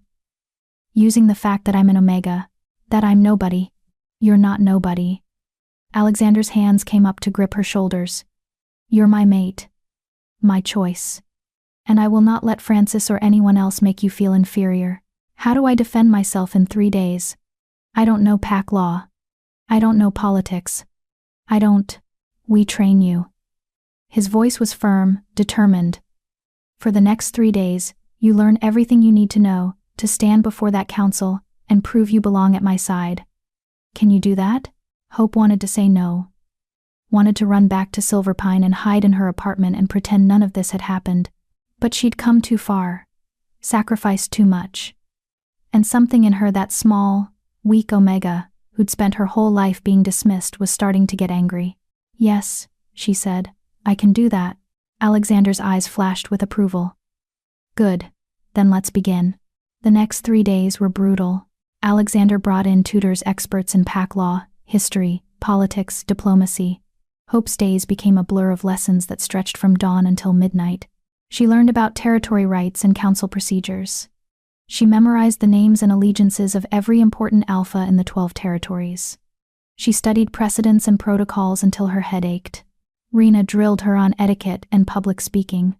How to stand, how to project authority, how to respond to hostile questions without losing composure. Israel and Abraham, her assigned guards, taught her basic self-defense. If they question your strength, Israel explained, you need to show them you're not helpless. And through it all, Alexander was there, watching her practice speeches, correcting her when she got facts wrong, pushing her harder than she'd ever been pushed. On the second night, Hope broke down. I can't do this, she shouted, throwing her notes across the study. I can't remember all of this. I can't be what they want me to be. Alexander didn't flinch. What do they want you to be? Perfect, confident, someone who deserves to be queen. And what do you want to be? The question stopped her cold. What did she want? I want to be enough, Hope whispered. Just enough. Alexander moved closer. You are enough. Exactly as you are. The council doesn't get to decide your worth, Hope. Neither does Francis or the internet or anyone else. Only you decide that. How can I believe that when everyone is telling me I'm not? Because I believe it. His hand cupped her face, forcing her to meet his eyes. I chose you. Not some alpha princess. Not a political alliance. You. And I don't make mistakes about things that matter. Hope felt tears threatening. Why do you believe in me? Because I've watched you this week. You haven't quit. Haven't run. Every time you've fallen, you've gotten back up. That's not weakness. Hope. That's strength they can't teach in any academy. The bond between them pulsed with his sincerity. He meant every word. What if I fail? She asked quietly. Then we fail together. But you won't. His thumb brushed away a tear that had escaped. You're stronger than you think. You just need to start seeing yourself the way I see you. Hope took a shaky breath and nodded. Okay, let's keep going. Alexander smiled, genuine and warm. That's my mate. They worked through the night. Hope absorbed information like a sponge, her determination overriding her exhaustion. By dawn on the third day, she was as ready as she'd ever be. The council meeting was set for 2 p.m. Hope dressed carefully in a navy suit. Rena had selected professional, elegant, but not ostentatious. She wore Alexander's mother's ring and simple earrings. Her hair was pulled back in a bun that made her look older, more authoritative. You look like a queen, Rena said, her eyes suspiciously bright. I look terrified. Queens are allowed to be terrified, they just can't show it. Rena hugged her. Go in there, and make them regret underestimating you. Alexander met Hope outside the council chamber. He wore a black suit, the silver circlet on his head marking his rank. Ready? He asked. No, but I'm going anyway. His lips twitched. That's the spirit. The doors opened, and they walked in together. The council chamber was circular, with 12 seats arranged in a semicircle and 2 thrones at the center for Hope and Alexander. Every regional alpha was present, including Francis, who watched Hope with cold satisfaction. Elder Bernice Ball presided as council speaker. She banged her gavel once. This emergency council session is called to order. Alpha Francis Draper has challenged the validity of Alpha King Alexander Brown's mating on grounds that it threatens pack stability and weakens the royal bloodline. We will hear arguments from both sides. Francis stood, his expression grave. Fellow council members, I bring this challenge not out of personal animosity, but out of concern for our future. The Alpha King has chosen to mate with an Omega, a wolf of the lowest rank, with no political connections, no education in governance, and no experience in leadership. He turned to look directly at Hope. Miss Proctor is, by all accounts, a kind young woman, but kindness does not qualify one to be queen. This mating sets a dangerous precedent and undermines centuries of careful bloodline cultivation. He sat down. Several alphas murmured agreement. Elder Bernice looked at Alexander. Your Majesty? Your response? Alexander stood, his presence filling the room. Alpha Francis speaks of precedent and tradition. But he conveniently forgets that many of our greatest leaders came from humble origins. He forgets that strength isn't defined by rank, and wisdom isn't inherited through bloodlines. He gestured to Hope. My mate has proven herself in ways none of you could have predicted. But rather than defend her myself, I believe she should speak for herself. Hope? Every eye turned to her. Hope's heart hammered against her ribs. This was it. The moment that would define everything. She stood, channeling every lesson from the past 3 days, and began to speak. Chapter 6. The Trial. Hope's legs trembled as she stood. But she locked her knees and kept her voice steady. Council members, she began, meeting each Alpha's eyes in turn. Alpha Francis is right about one thing. I am an Omega. I have no political connections. I wasn't raised in a noble household or trained from birth to be queen. She paused, letting the words settle. Several Alphas nodded, thinking she was conceding defeat. But I was raised to survive. I was raised by a grandmother who taught me that strength isn't about how loud you can growl, or how many wolves submit to you. It's about endurance, about getting up every time life knocks you down. Hope's voice grew stronger. I've worked 2 jobs since I was 16. I've paid my own rent, bought my own food, taken care of myself without pack assistance or family wealth. I've faced cruelty and rejection and loneliness, and I'm still standing. That's not weakness, that's resilience. Alpha Tom Gibson leaned forward. Resilience in a coffee shop is not the same as resilience in leading territories. You're right, Hope agreed. Which is why I've spent the last 3 days learning everything I could about pack law, council procedures, and territorial governance. Ask me anything about the Northern Accords, the Treaty of Sovereign Rights, or the current disputes in the Western Territories. Go ahead. Gibson blinked, surprised. Francis's expression darkened. Alpha Ben Estes spoke up, his elderly eyes sharp. Very well. Miss Proctor, what was the primary cause of the Eastern Territory Rebellion of 2019? Hope didn't hesitate. Economic inequality. The Eastern Territory Alphas imposed heavy taxes on lower-ranked wolves while exempting nobility. When protests turned violent, Alpha King Alexander intervened and restructured the taxation system to be merit-based rather than rank-based. The rebellion ended within 3 months. Estes nodded slowly. And what precedent did that set? That rank doesn't equal worth. That even the lowest Omega deserves fair treatment and opportunity to rise based on ability, not birthright. Hope met Francis's eyes, which is exactly why my mating threatens the old guard. Because if an Omega can become queen, it proves that the traditional hierarchy you've built your power on is obsolete. Several alphas shifted uncomfortably. Francis's face reddened. This is absurd, he snapped. She's memorized a few facts. That doesn't make her qualified to what? Hope interrupted, something fierce rising in her chest. To stand beside the Alpha King? To represent the Northern Territories? Tell me, Alpha Francis, what exactly makes someone qualified in your eyes? Being born into the right family? Having the right last name? Or is it something else, something you're afraid to say out loud? Careful, girl, Francis growled. I'm not a girl. I'm the Alpha King's mate. Hope's wolf surged inside her, lending strength. And I think what really bothers you isn't my rank or my background. It's that Alexander chose me instead of your daughter. The chamber went silent. Francis's face turned purple. How dare you? It's public record that you've been pushing for a match between Alpha King Alexander and your eldest daughter Candace for 5 years. Hope continued, her voice steady despite her racing heart.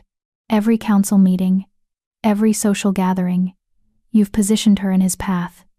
And he's rejected her, every single time.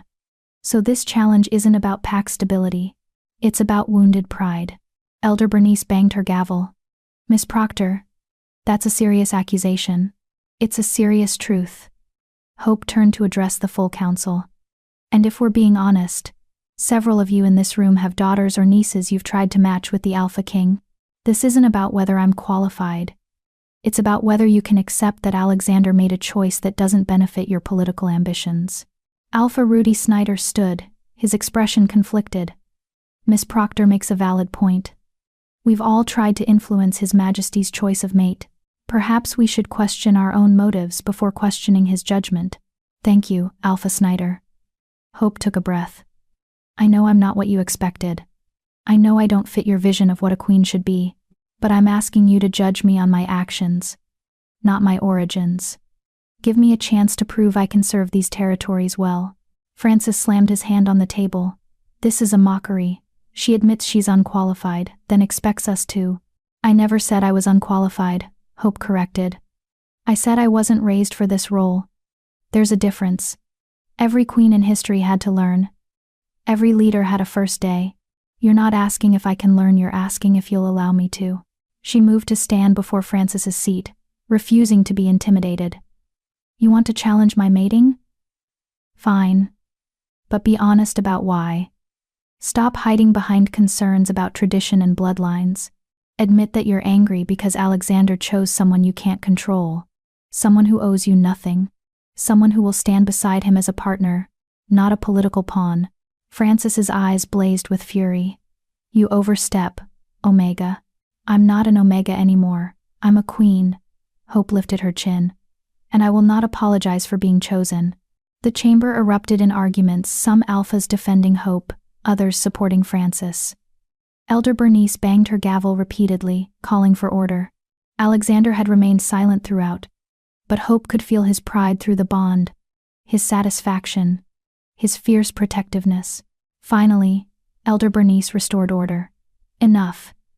The council will vote on whether to uphold or invalidate the mating.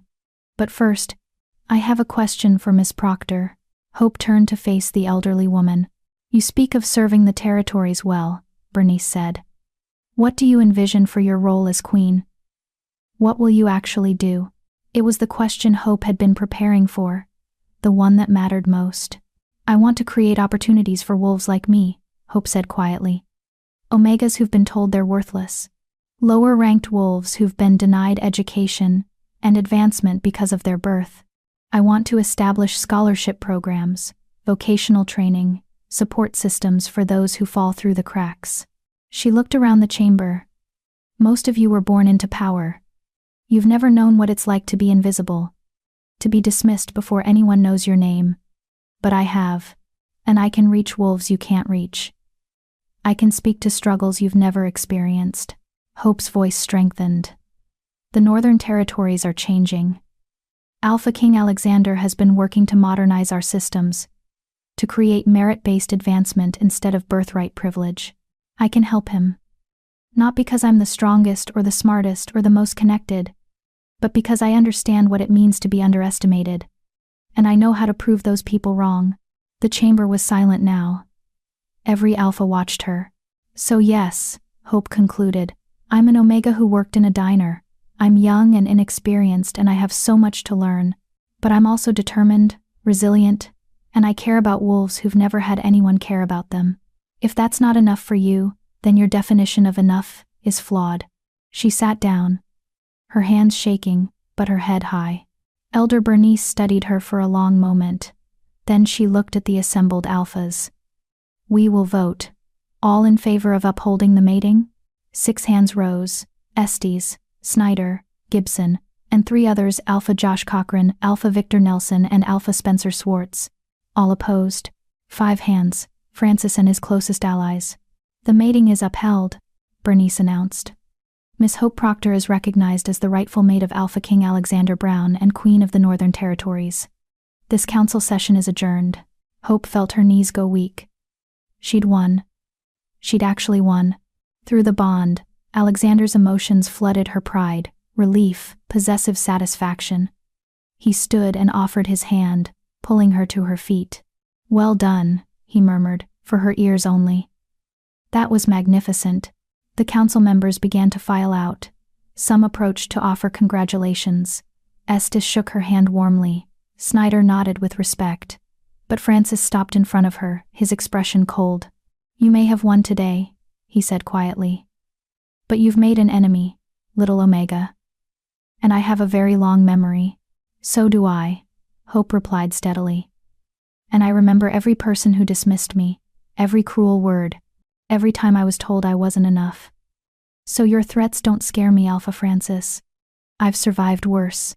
Francis's lip curled, but he walked away without another word. When the chamber finally emptied, Hope collapsed against Alexander.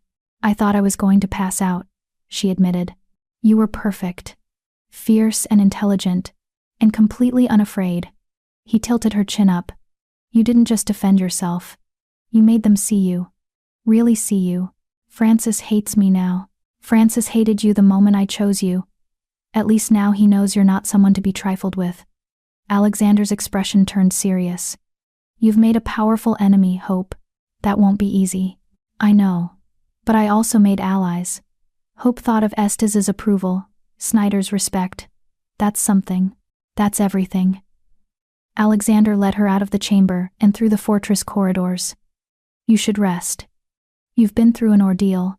I'm too wound up to rest. Hope's mind was still racing with adrenaline. Can we go somewhere? Outside the fortress? I need air, Alexander considered, then nodded. There's a place I go when I need to clear my head. Come on. He took her to the garage, a massive space filled with vehicles Hope couldn't begin to identify. Alexander chose a sleek black motorcycle. You ride? Hope asked, surprised. Sometimes anonymity is more valuable than security. He handed her a helmet. Hold on tight. Hope climbed on behind him, wrapping her arms around his waist. Through the bond, she felt his satisfaction at her closeness, his pleasure at her trust. They roared out of the fortress. past the security gates, and into the capital proper. Alexander drove expertly through traffic, heading north until the city gave way to forest. 20 minutes later, they stopped at a cliff overlooking a valley. The view was breathtaking: mountains in the distance, a river snaking through trees, the sunset painting everything gold and crimson. Alexander dismounted and helped Hope down. They stood at the cliff's edge in silence. "I come here when I need to remember why I do this," Alexander said finally. "All the politics, the council meetings, the endless battles, it's easy to forget the point. But up here I can see the territories. All the wolves depending on me to make the right choices, to protect them. It's beautiful," Hope whispered. "Yes, but also heavy." He looked at her. "You felt it today. The weight of responsibility.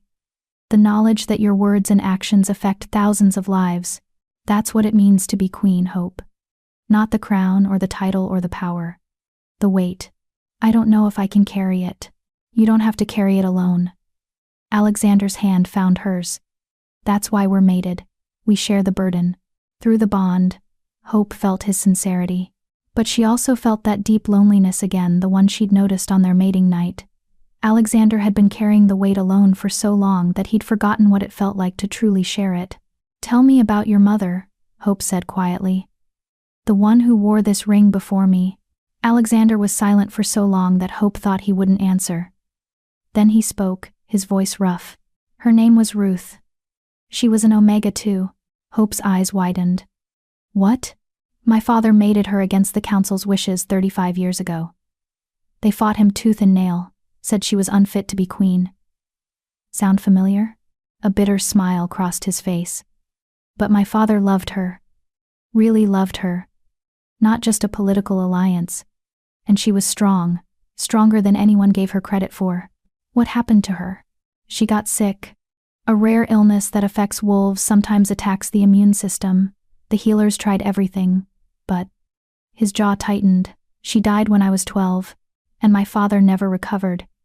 He ruled for another 10 years, but part of him died with her. He was just going through the motions." Hope squeezed his hand. "I'm sorry. She told me something before she died. Said that the world would always try to make me feel alone at the top. That kings are supposed to stand apart, distant and untouchable. But she said true strength comes from connection, not isolation." He looked at Hope. "I forgot that for a long time. Until I saw you standing against that wall." "Why did that make you remember?" "Because you looked the way I felt. Alone in a crowded room. Going through the motions of life without really living." His thumb brushed across her knuckles. "And I thought maybe we could be less alone together." Hope's throat tightened with emotion. "Is that why you really chose me? Not because I was convenient or politically neutral, but because you were lonely?" "Yes," he said it simply, honestly, "and because I saw myself in you. The parts I'd forgotten, the vulnerability I'd learned to hide." He turned to face her fully. "This mating started as an arrangement, Hope. A practical solution to a political problem. But I'm realizing it might become something more, if we let it." Hope's heart raced. "Alexander, I'm not asking for anything," he interrupted gently. "I'm just being honest. You deserve that much. We're bound for life, whether it stays practical or becomes real. But I want you to know I see you, really see you, and what I see is someone extraordinary." The sunset cast gold across his features, softening the hard edges. Through the bond, Hope felt his emotions carefully controlled but present. Interest. Attraction. The beginning of something deeper. She'd come to the capital thinking she was entering a business arrangement, a means of escape. But standing here, looking at the Alpha King who'd chosen her when no one else would, Hope realized the arrangement was already changing into something neither of them had planned. Something that felt dangerously like real. "We should head back," Alexander said finally. "It's getting dark, and your guards will worry." They rode back to the fortress in silence, but it was a comfortable silence now. Hope held on to Alexander a little tighter, felt his satisfaction through the bond. When they arrived, Rena was waiting with news. "The announcement of the council's decision is going out tonight," she said. "Social media is already exploding. You should see this." She handed Hope her tablet. The headlines were everywhere. Omega Queen defends her crown. Hope Proctor stuns council with fierce speech. From diner to throne, the Cinderella story that's changing the North. The comments were mixed. Some still called her unqualified, but many were supportive now, especially from Omegas and lower-ranked wolves.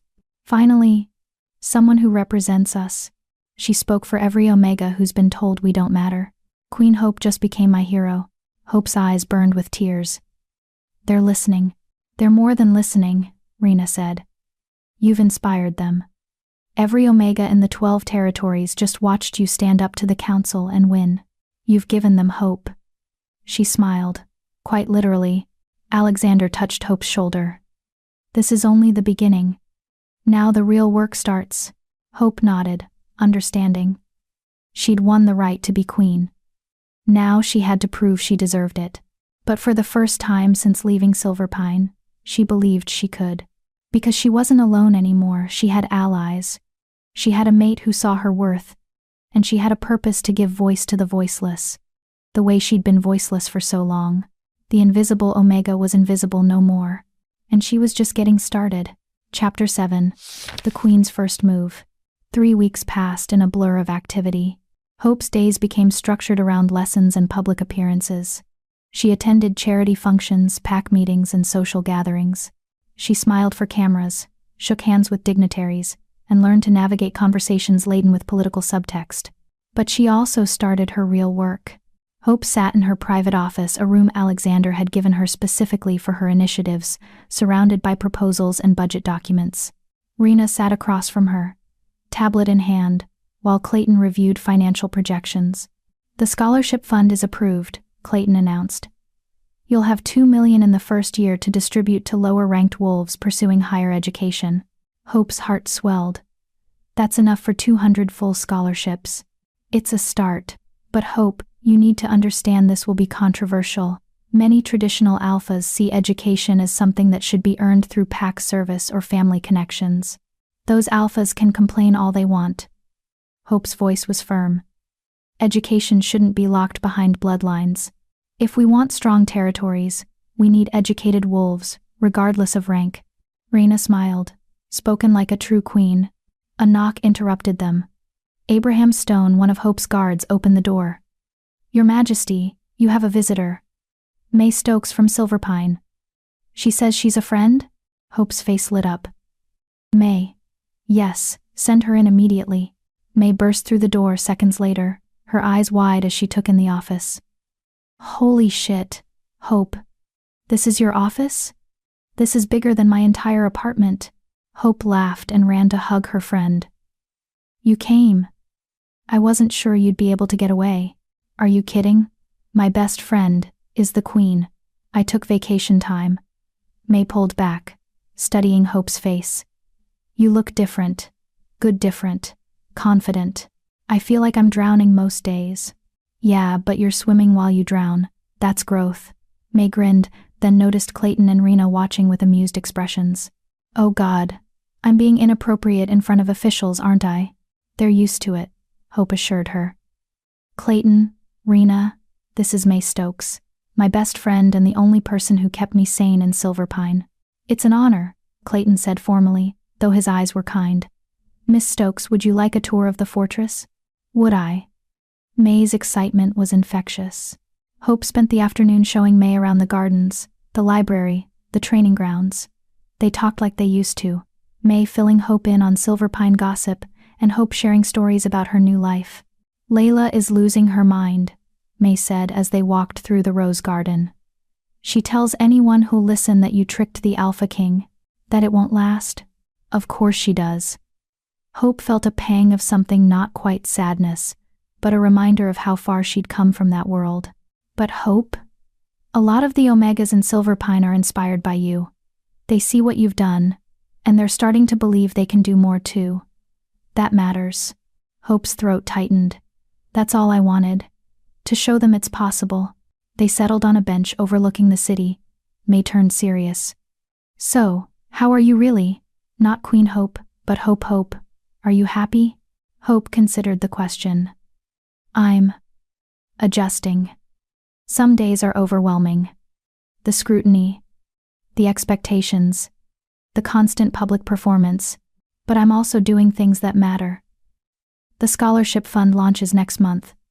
I'm working on vocational training programs for wolves who can't afford university. And that's not what I asked, May interrupted gently. Are you happy? I don't know, Hope admitted. I'm not unhappy. I'm just different. My whole life changed in a month. I'm still figuring out who I am in this new world. And Alexander? How is that going? Hope's cheeks warmed. It's complicated. Complicated how? The bond is real. I can feel him all the time, his emotions, his presence. And sometimes, when we're alone, there are moments where it feels like more than an arrangement. Hope twisted the ring on her finger. But then we go back to our separate quarters and our separate lives, and I remember this was supposed to be practical, not real. Does he feel the same way? I think so.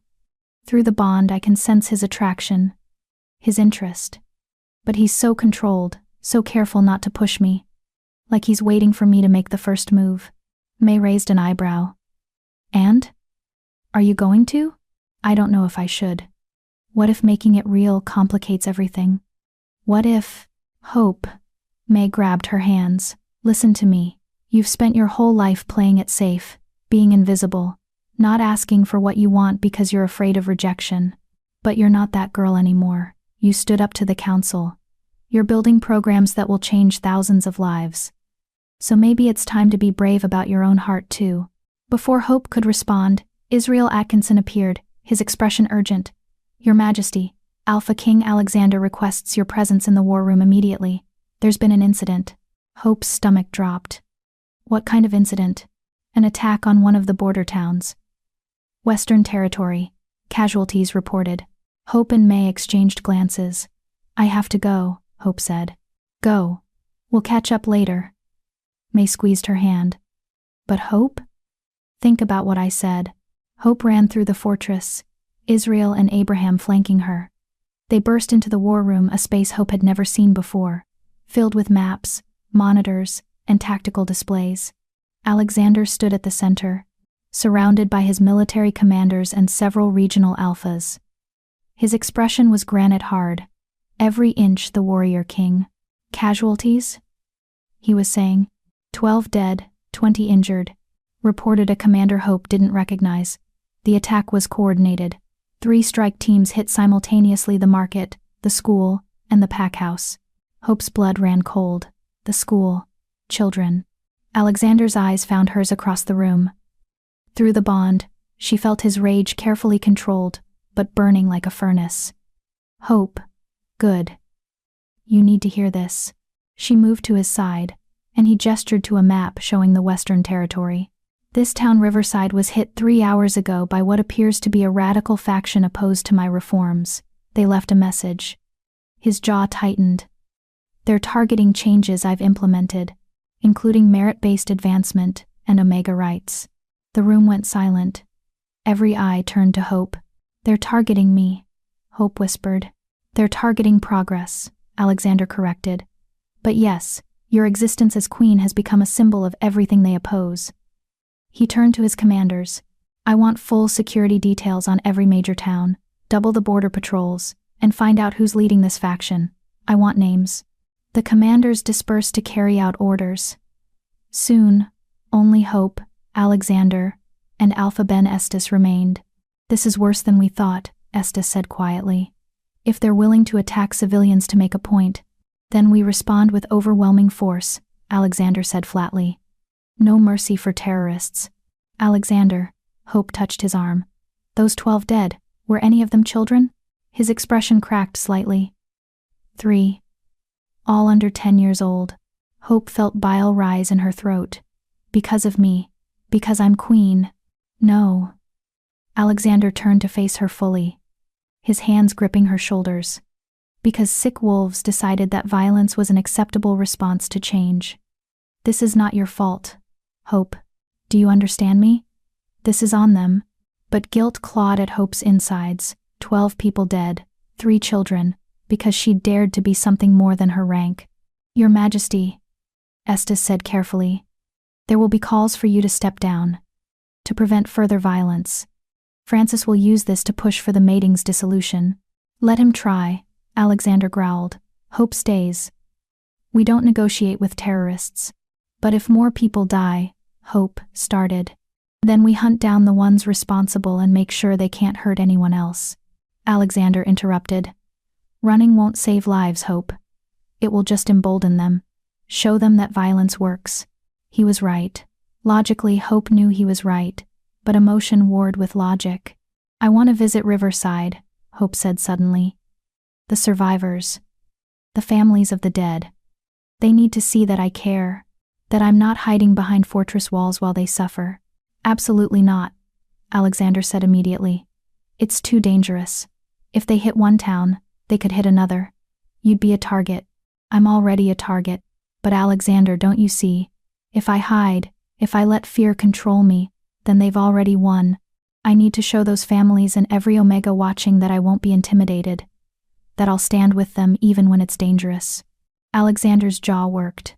Through the bond, Hope felt his conflict, the instinct to protect her warring with respect for her courage. It's a brilliant move politically, Estes said thoughtfully. The optics of the Queen visiting the wounded, comforting the grieving. It would rally public support and show strength, not weakness. It's also potentially suicidal, Alexander countered. Then come with me. Hope met his eyes. We'll go together. Show a united front. Show them we're not afraid. Alexander stared at her for a long moment. Then he turned to Estes. Assemble a security team. We leave for Riverside at dawn. Relief and terror flooded Hope in equal measure. She was really doing this. Going to a town that had just been attacked, where people had died because of what she represented.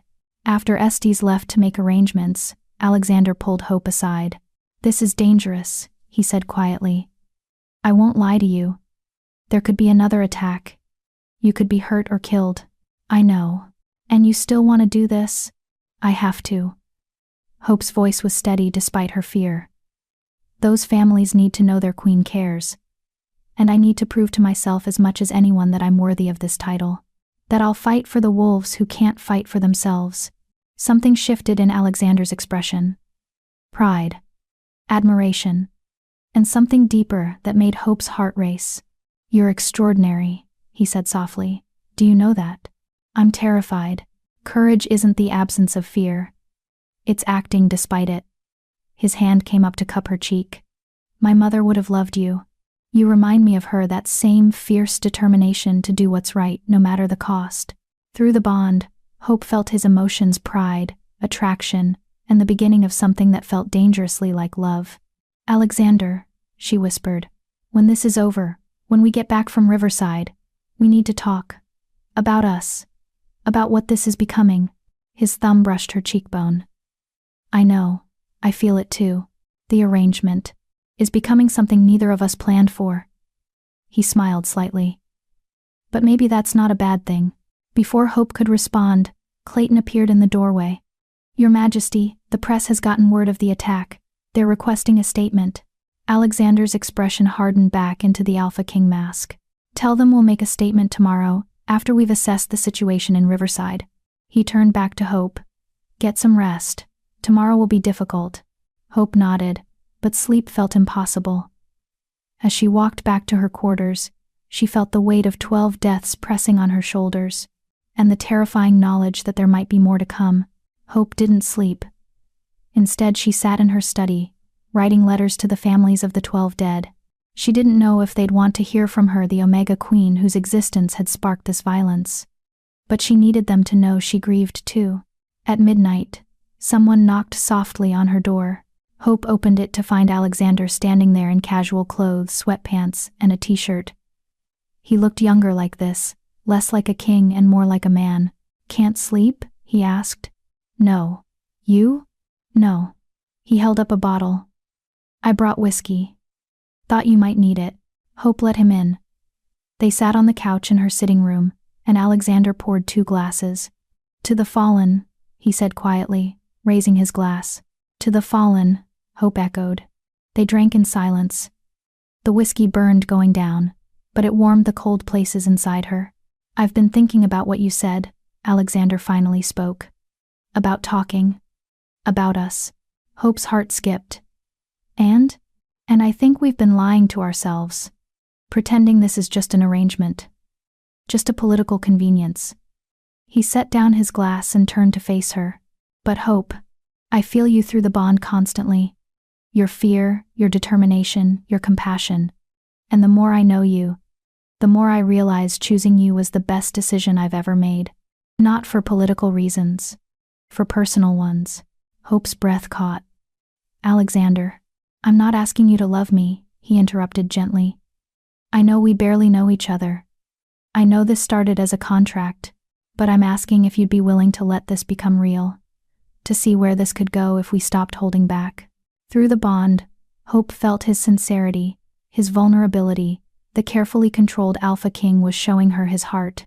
I'm scared, Hope admitted. What if it doesn't work? What if we make it real and then we deal with it together? Like we've dealt with everything else. His hand found hers. I'm scared too, Hope. I haven't let anyone close since my mother died, but you make me want to try. You make me remember what it feels like to not be alone. Hope looked at their joined hands, thought about May's words, about being brave with her own heart. Okay, she whispered. Okay, let's try. Let's let this be real. She met his eyes, but slowly. I need time to. Alexander kissed her. It was soft, tentative, asking permission, even as it claimed. Hope froze for a heartbeat, then melted into it. His hand cupped her face, and through the bond, she felt everything he was feeling. Desire, tenderness, relief. When he pulled back, they were both breathing hard. Sorry, he said, though he didn't sound sorry at all. I've been wanting to do that for weeks. Don't apologize. Hope's lips tingled. I've been wanting you to. They sat there, foreheads touching, the bond singing between them with something new, something that felt like possibility. Tomorrow they would face danger. Tomorrow they would comfort the grieving and hunt the guilty. But tonight, two lonely souls had found each other in the dark. And for the first time since this had all begun, Hope felt genuinely, completely, terrifyingly happy. Chapter 8. Riverside. Dawn broke cold and gray over the capital.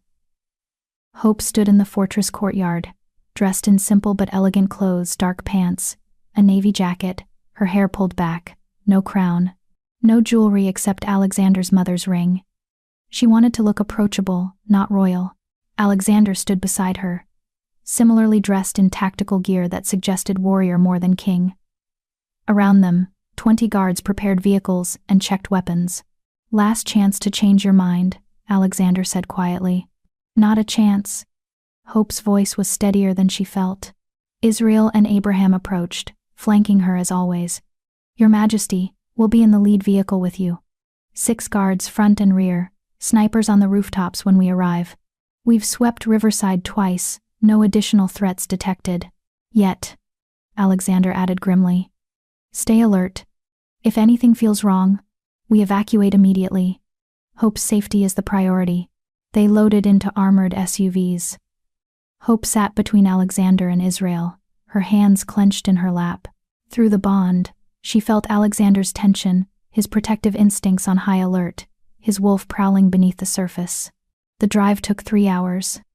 As they approached Riverside, the damage became visible. Scorch marks on buildings, shattered windows, and everywhere the lingering scent of blood and death. Hope's stomach churned. This was real. Not politics or abstract concepts. Real wolves had died here. The convoy stopped in front of what remained of the pack house, a building that had been partially destroyed by fire. A crowd had gathered, wolves from the town and surrounding areas. Some held flowers, others held signs. Justice for Riverside. We stand with Queen Hope. No more violence. Hope's throat tightened. They were here for her, supporting her. But some signs were different. Omegas don't belong on thrones. Traditional values matter. Hope Proctor equals dead children. The last one hit like a physical blow. Hope swayed slightly, and Alexander's hand immediately steadied her. Ignore them, he murmured. They're hurting, and looking for someone to blame. Focus on the ones who need you. He was right. Hope took a deep breath and stepped out of the vehicle. The crowd surged forward, held back by guards. Cameras flashed. Reporters shouted questions. But Hope kept her eyes forward, following Alexander toward a building that had been converted into a temporary hospital. Inside, the wounded filled cots arranged in neat rows. Healers moved between them, tending burns and injuries. The smell of antiseptic and pain hung in the air. A healer approached a middle-aged woman with exhausted eyes. "Your Majesty. Alpha King. Thank you for coming." "How many?" Alexander asked. 20 wounded still here. Most will recover, but 3 are critical." She hesitated. "And there are families who've lost loved ones. They're in the community center across the street." "I'd like to see the wounded first," Hope said quietly. "If they'll allow it." The healer looked surprised but nodded. She led them to the first cot, where a young man lay with his arm wrapped in bandages. "Ray?" Hope breathed. Ray Holland from Silverpine looked up, his face pale with pain. "Hope? I mean, Your Majesty? What are you doing here?" Hope knelt beside his cot. "Moved to Riverside 6 months ago. Got a job with the local guard." He managed a weak smile. "Never thought I'd see you again, let alone as queen. What happened to your arm?" "Shrapnel from the explosion at the market. I was on patrol, tried to help evacuate people." His expression darkened. "I got 3 kids out before the second blast hit. But there was a 4th. A little girl. I couldn't reach her in time." His voice broke. Hope took his good hand in hers. "You saved 3 lives, she said firmly. "That matters. That's heroic. It wasn't enough. It never feels like enough. But Ray, those 3 children are alive, because you were brave. Their families will thank the moon goddess for you every day for the rest of their lives." Hope squeezed his hand. "I'm proud to know you. Proud that you're part of this territory." Tears slipped down Ray's face. "Thank you, Your Majesty." Hope moved to the next cot, and the next. She spoke to each wounded wolf, learned their names, their stories. She didn't offer empty platitudes or political speeches. She just listened, held hands, shared grief. Alexander watched from a few steps back, his expression unreadable. But through the bond, Hope felt his emotions surprise at her natural compassion, pride in how she handled herself, and something deeper that made her heart race. After an hour, they crossed to the community center where the families of the dead had gathered. This was harder. So much harder. Hope met parents who'd lost children, a husband who'd lost his wife, siblings, friends, pack members, all grieving, all in pain. Some welcomed her presence. Others turned away, unable to look at the Omega Queen whose existence had sparked this violence. One woman, maybe 40, with red-rimmed eyes and a black dress, approached Hope directly. "You're her. The Omega." "Yes," Hope said quietly. "I'm so sorry for your loss. Who did you?" "My daughter. Candy. She was 8. The woman's voice was hollow. "She was in the market buying bread for dinner." "Just buying bread." Hope's eyes burned. "I'm so sorry." "Are you?" The woman's tone wasn't accusing, just empty. "Everyone keeps saying sorry. The Alpha King says sorry. The healers say sorry. You say sorry. But my daughter is still dead." "You're right. Sorry doesn't change anything. It doesn't bring her back." Hope's voice cracked. "And I know that my being queen, my existence, is part of why this happened. I know that, and I'm carrying that guilt. But I also know that the wolves who did this are evil. They chose violence. They chose to target children. And I promise you, I swear to you, we will find them, and they will face justice." The woman studied Hope for a long moment. Then, unexpectedly, she stepped forward and hugged her. Hope froze, then wrapped her arms around the grieving mother, both of them crying silently. "Don't let my daughter's death be for nothing," the woman whispered. "Don't let them scare you into giving up. Candy believed in you. She saw you on the news and told me she wanted to be brave like the queen when she grew up. So be that queen. Be brave enough to keep fighting." Hope couldn't speak, could only nod against the woman's shoulder. When they finally separated, Hope saw Alpha Francis Draper standing in the doorway of the community center. He watched with cold calculation, clearly waiting to see if she'd break. Hope straightened her spine, wiped her tears, and met his gaze directly. She would not break. Not here. Not in front of him. Alexander appeared at her side. We need to address the crowd outside. They've been waiting. Hope nodded. Together, they walked out to where hundreds of wolves had gathered. Camera crews had multiplied. This would be broadcast live across all 12 territories. Alexander stepped forward first, his voice carrying with alpha command. Wolves of Riverside. Wolves of the Northern Territories. Yesterday, cowards attacked this town. They murdered innocents. They targeted the vulnerable. They did this because they fear change. They fear progress. They fear a future where rank doesn't determine worth. He paused, his expression granite hard. They will not succeed. We will hunt them down. We will bring them to justice. And we will not allow their violence to dictate our path forward. The reforms will continue. Merit-based advancement will continue. And your queen, he gestured to Hope, will continue to serve you with courage and compassion. He stepped back, and Hope moved forward. Her knees shook, but she kept her voice steady.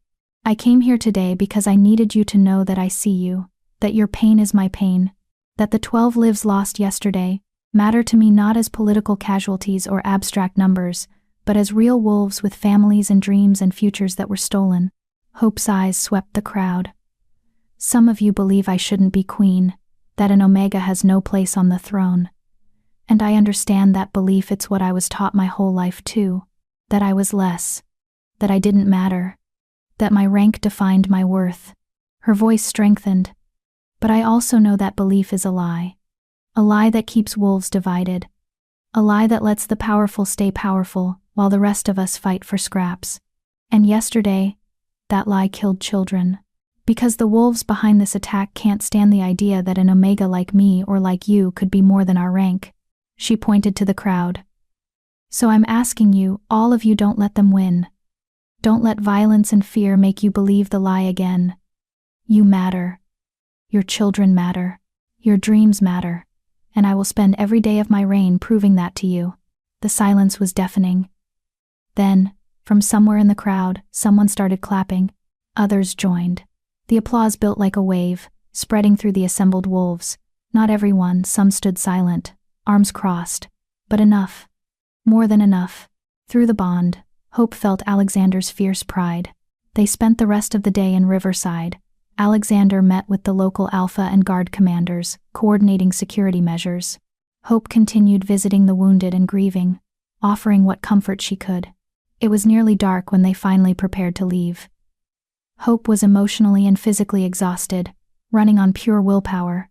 As they walked to the vehicles, a young girl, maybe 6, broke through the crowd and ran up to Hope. Your Majesty, she gasped. Abraham moved to intercept, but Hope held up her hand. She knelt to the girl's level. Hello. What's your name? Elisa, like the Omega who became a famous healer. The girl's eyes were wide with excitement and innocence. My mama says you're an Omega too. Is that true? Yes, it's true. So I can be a queen someday too. Hope's throat tightened. You can be anything you work hard enough to become. Queen, healer, warrior, scholar, anything you dream of. Elisa's smile was brilliant. I'm gonna be a healer. I'm gonna save people, just like you saved us by being brave. She ran back to her mother before Hope could respond. But those words, just like you saved us by being brave, echoed in Hope's mind the entire drive back to the capital. By the time they reached the fortress, night had fallen. Hope was so tired she could barely walk. Alexander had to help her up the steps. You were incredible today, he said as they reached her quarters. Every wolf there saw your strength. I cried in front of everyone. You showed emotion. That's not weakness, that's humanity. They needed to see that their queen grieves with them. He cupped her face gently. You gave them hope today, Hope. You lived up to your name. She leaned into his touch, too exhausted to maintain any walls. 12 people are dead because of me. 12 people are dead because of terrorists. Don't take that guilt onto yourself. His thumb brushed her cheek. But I understand the weight. I carry it too, every death that happens in my territories. We carry it together now. Through the bond, Hope felt his sincerity, his understanding, the loneliness that matched her own. Stay, she whispered. Tonight. I don't want to be alone. Alexander's eyes widened slightly. Hope. Just stay. Sleep beside me. I need. She struggled to find words. I need to feel less alone. He studied her face, then nodded slowly. Okay. But just sleep. Nothing else. You're exhausted and emotionally vulnerable. I won't take advantage of that. Relief flooded through her. Thank you.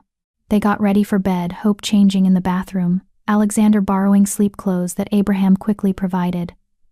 When Hope emerged, Alexander was already lying on top of the covers, giving her space. Hope slid under the blankets and, after a moment's hesitation, curled against his side. His arm came around her immediately, holding her close. I met Candy's mother today, Hope said quietly into the darkness. She told me her daughter wanted to be brave like me. But Alexander, I'm not brave. I'm terrified constantly. Bravery isn't the absence of fear, he reminded her, echoing his earlier words. It's acting despite it, and you do that every single day. How do you do this? Carry the weight of thousands of lives. Make decisions knowing people might die because of them. You learn to live with the guilt. You accept that you can't save everyone, but you try to save as many as you can. And on the really hard days, you remember why you're fighting. His hand stroked her hair gently. My mother taught me that. She said rulers who don't feel the weight are dangerous. The guilt means you care. The moment you stop feeling it is the moment you become a tyrant. Hope pressed closer, listening to his heartbeat. Through the bond, she felt his exhaustion matching her own, his grief for the fallen, his determination to find those responsible. Alexander, she whispered. I'm glad you chose me, even with everything that's happened, even with the danger and the guilt and the fear. I'm glad. His arms tightened around her. So am I. They fell asleep like that, two lonely souls holding each other through the darkness, finding comfort in shared burdens and growing connection. And somewhere in the night, the arrangement that had brought them together quietly transformed into something that looked dangerously like love.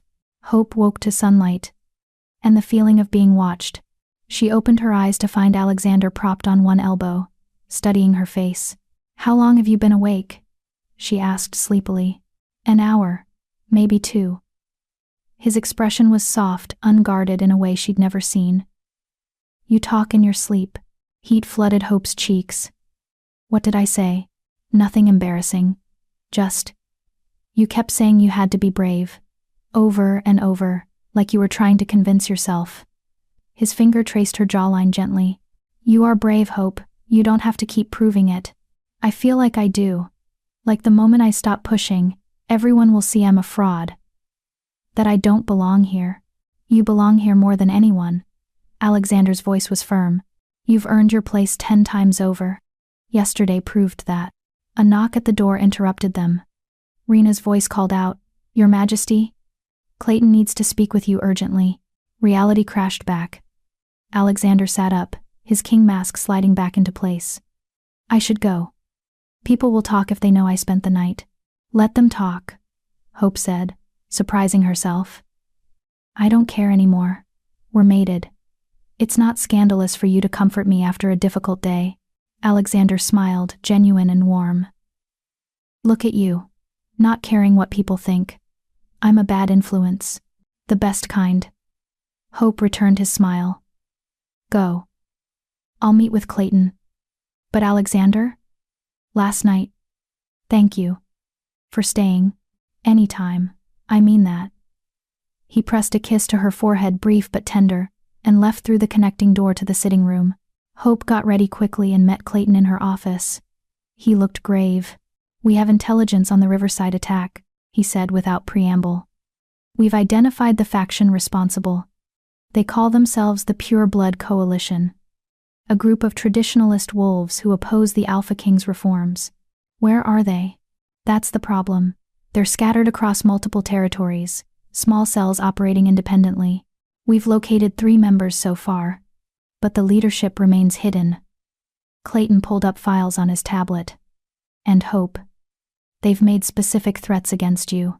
They're planning another attack, and you're the primary target. Hope's blood ran cold, but she kept her voice steady. Then we find them first. What do you need from me? Actually, I need you to stay put. Security is being tripled. No public appearances until we neutralize the threat. No. Clayton blinked. Your Majesty, I won't hide while they terrorize innocent wolves. That's exactly what they want to make me so afraid that I stop being visible, stop being a symbol. Hope's jaw set. I have the scholarship fund launch in 3 days. I'm attending. Hope, that's suicide. The event will be public, advertised for weeks. They'll know exactly where you'll be. Good. Then they'll come for me instead of another town full of innocents. She met Clayton's shocked gaze. Set a trap, Clayton. Use me as bait.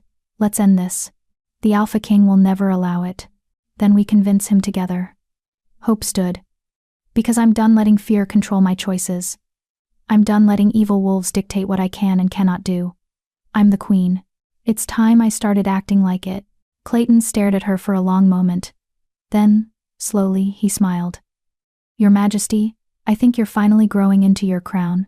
Don't sound so surprised. Hope matched his smile. Now let's go tell Alexander I'm planning to use myself as bait for terrorists. That should go well. Chapter 9. The Trap.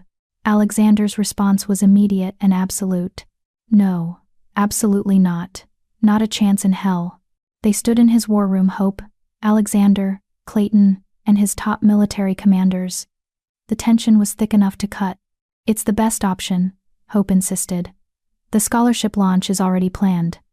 Hundreds of Omegas and lower-ranked wolves will be there. If we cancel, we look weak. If we proceed normally, we put them all at risk.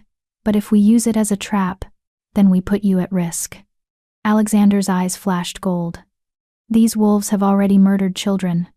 They won't hesitate to kill you, which is why we'll have every advantage. They'll come expecting a public event with minimal security.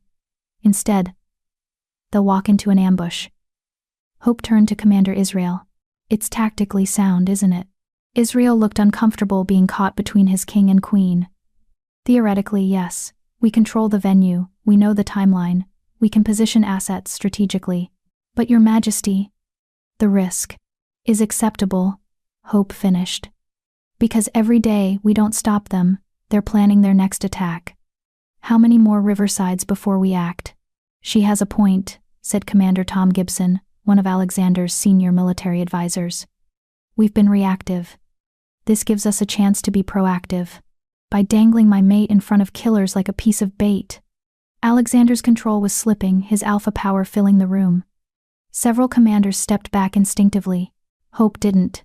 She moved closer, placing her hand on his chest. Through the bond, she felt his terror raw and overwhelming. He'd already lost his mother. The thought of losing Hope too was breaking his careful control. Alexander, she said softly, for his ears only. I'm scared too. But we can't live our lives in fear. And I can't ask others to be brave if I'm hiding behind fortress walls. You're asking me to risk losing you. I'm asking you to trust me. To trust your commanders and guards. To trust that together, we're strong enough to handle this. She met his storm-gray eyes. And I'm asking you to let me be the queen I need to be. Not a figurehead you protect, but a partner who fights beside you. The room held its breath. Through the bond, Hope felt Alexander's internal war. Every protective instinct screaming to lock her away. Warring with respect for her courage and understanding of her point. Finally, he closed his eyes and exhaled slowly. If we do this, if it will be on my terms. Maximum security. Every possible precaution. And at the first sign of danger, you evacuate immediately. No arguments. Agreed. Alexander opened his eyes. And I'm there with you. Not watching from some command center. If you're bait, I'm standing right beside you. That's exactly what I want, Hope said honestly. Alexander turned to his commanders. All right, let's plan a trap. The next 3 days were a blur of strategy sessions and preparations. The scholarship launch would take place at the capital's main auditorium, a venue that seated 1,000. Commander Israel and his team mapped every entrance, exit, and potential vantage point. Snipers would be positioned on surrounding rooftops. Undercover guards would blend with the crowd, and Hope would wear a vest bulletproof, blade-resistant, enchanted with protective spells from the pack's best witches. It's not foolproof, Israel warned as he fitted the vest to Hope's frame. A direct headshot or magical attack could still— I understand the risks, Hope interrupted gently. Thank you for being honest. Abraham Stone approached with something in his hands, a small blade with intricate engravings. Your Majesty, I'd like you to carry this. It's silver blessed, made by my grandmother. It won't kill a wolf, but it will incapacitate one long enough for backup to arrive. Hope took the blade carefully. This is a family heirloom. You're family now. You're our queen. Abraham's expression was serious. And ma'am? We won't let anything happen to you. Not on our watch. The loyalty in his voice made Hope's throat tight. Thank you, both of you. On the night before the event, Hope couldn't sleep. She paced her quarters, anxiety churning in her gut. Tomorrow, she would stand on a stage and wait for terrorists to attack. The plan was solid, the security thorough, but there were always variables, always risks. A soft knock at the connecting door to her sitting room made her jump. It's me, Alexander's voice called. Come in. He entered, also clearly unable to sleep. He wore only sweatpants, his chest bare and marked with scars from years of battles. Hope had never seen him so undressed, and despite everything, her mouth went dry. Couldn't sleep either? He asked, moving to stand by the windows overlooking the city. Too many thoughts. Hope joined him, their reflections overlapping in the glass. Are you angry at me? For pushing this plan? No. Terrified, yes. But not angry. He turned to face her. You were right. We can't let fear dictate our choices. But Hope, if something happens to you tomorrow, it won't. But if it does— His voice roughened. You need to know that this stopped being an arrangement weeks ago. What I feel for you, it's real. Complicated and unexpected and probably foolish, but real. Hope's heart hammered. Alexander, I'm not asking you to say it back. I just need you to know. Because if tomorrow goes wrong, I don't want my last conversation with you to be about tactical positioning and exit strategies. His hand came up to cup her face. I care about you, Hope. More than I should. More than is probably wise. It's not foolish, Hope whispered. Because I feel it too. This bond, this connection. It's not just magical anymore. It's real. Alexander's eyes searched hers. Are you sure? Or is this fear talking? Fear of what tomorrow might bring? Maybe it's both. Maybe facing danger makes you realize what matters. Hope's hand covered his, pressing his palm more firmly against her cheek. But Alexander, when I think about the future, about the life we're building, I don't want it to be just an arrangement anymore. I want it to be real. I want us to be real. Hope. Her name was a prayer on his lips. Then he was kissing her, not tentative like before, but deep and desperate, like he was trying to memorize the taste of her, the feel of her, in case tomorrow stole the chance for more. Hope kissed him back with equal desperation, her hands sliding up his bare chest, feeling his heart race beneath her palms. Through the bond, their emotions tangled together, fear and desire, and something deeper that neither was quite ready to name. Alexander pulled back, both of them breathing hard. Stay with me tonight. In my quarters. I need to hold you. To know you're safe for one more night. Yes. Hope breathed. He led her through the connecting corridors to his chamber's rooms she'd never seen before. They were surprisingly simple, no ostentatious displays of wealth, just quality furniture, shelves of books, and photographs of people Hope assumed were his parents. They climbed into his bed together, and Alexander wrapped himself around her protectively. Hope pressed her back to his chest, feeling his heartbeat against her spine. Tell me something, she said quietly into the darkness. Something true. Something you've never told anyone. Alexander was silent for so long she thought he wouldn't answer. Then, I'm afraid all the time. Hope turned in his arms to face him. What? Everyone thinks the Alpha King is fearless, strong, unshakable. But I'm terrified constantly. Terrified I'll make the wrong choice. That I'll fail the wolves depending on me. That I'll lose someone I love again. His voice cracked slightly. And now I'm terrified I'll lose you. Hope had never heard such raw vulnerability from him. She touched his face gently. You won't lose me. I promise. You can't promise that. Tomorrow is going to work. We're going to catch them. We're going to make the territory safer. And then, Hope smiled softly, then we're going to figure out how to make this marriage real. All of it. Alexander's arms tightened around her. I'm holding you to that. They fell asleep tangled together, stealing a few hours of peace before the storm. The morning of the scholarship launch arrived cold and bright. Hope dressed carefully in a professional but approachable outfit, a deep green dress that Rena said made her look simultaneously powerful and compassionate. The bulletproof vest went on underneath, invisible but reassuring. Abraham's blade was strapped to her thigh beneath the dress. You look like a warrior queen, Rena said, her eyes suspiciously bright. Be safe today, please. I will, I promise.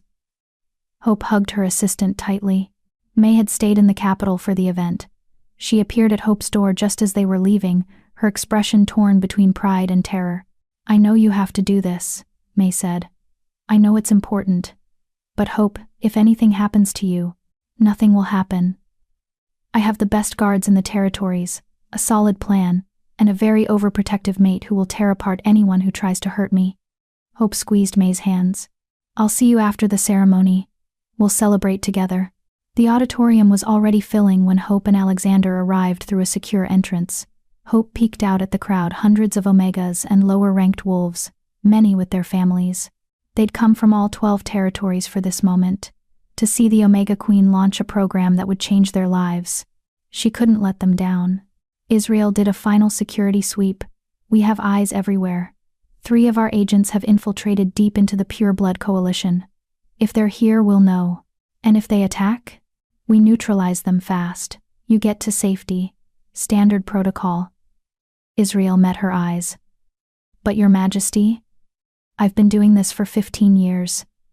My instincts are usually good, and something feels off about today. Hope's stomach clenched. Off how? Too quiet. We've been watching coalition movements for days. They've gone completely dark, no chatter, no movement, nothing. That usually means something big is planned, but… He shook his head. Just stay alert. Alexander appeared, looking every inch the Alpha King in formal attire with his crown. But his eyes found Hope immediately, checking that she was okay. Ready? He asked. As I'll ever be. They walked onto the stage together to thunderous applause. The crowd was on their feet, hundreds of faces looking at Hope with hope. She appreciated the irony and admiration. These were her wolves. The ones she'd promised to serve. Hope approached the podium while Alexander stood slightly behind, his presence a constant reassurance. Thank you all for coming, Hope began, her voice amplified through the sound system. 3 months ago, I was serving coffee in a small-town diner. I was nobody, invisible, told my entire life that my rank defined my worth, and that I would never be anything more than an Omega. She paused, letting that sink in. But I was lucky. I had a grandmother who taught me that worth isn't determined by rank, that intelligence, determination, and compassion matter more than bloodlines. And when I became queen, when I was given this platform, I made a promise to myself, to use it to help wolves like me, wolves who've been told they don't matter. The crowd was silent, hanging on every word. That's why I'm proud to announce the Future Leaders Scholarship Fund. Starting today, 200 full scholarships are available to Omegas and lower-ranked wolves pursuing higher education. No rank requirements. No family connections needed. Just merit, determination, and dreams. The applause was deafening. Wolves were crying, holding each other, celebrating. Hope smiled, feeling a rush of pure joy. This is just the beginning. We're also launching vocational training programs, small business grants, and… The lights went out. Darkness swallowed the auditorium. Screams erupted from the crowd. Through the bond, Hope felt Alexander's instant alarm. Hope. His hand found her arm in the darkness. Stay close. Emergency lights flickered on dim red illumination that barely cut the shadows. And in that eerie glow, Hope saw them. 4 figures in black tactical gear dropping from the ceiling on rappel lines. They landed on the stage with military precision, weapons drawn. But they weren't attacking. They were surrounding. Nobody move. One of them shouted. This building is rigged with explosives. One wrong move and everyone dies. Alexander moved in front of Hope instantly, his body a shield. Israel and Abraham materialized at her sides, weapons drawn. "Let her go." Alexander's voice was pure alpha command. "Your fight is with me, not with innocent wolves." The lead attacker laughed, a cold, mechanical sound distorted by a voice modulator. "Our fight is with what you've done to our territories. And she," he pointed at Hope, "is the symbol of everything wrong, an omega on the throne, an insult to tradition." "Then kill me and let them go," Hope said, her voice steadier than she felt. "You want a symbol? Fine, I'm here, but these wolves are innocent." "Hope." "No." Alexander started. "Everyone is complicit," the attacker interrupted. "Everyone who celebrates your reign. Everyone who accepts this new progressive order. You've poisoned our territories, and now we cleanse them." His hand moved to a detonator. Hope saw it happen in slow motion. Saw Alexander lunge for the attacker. Saw Israel raise his weapon. Saw Abraham reaching for her.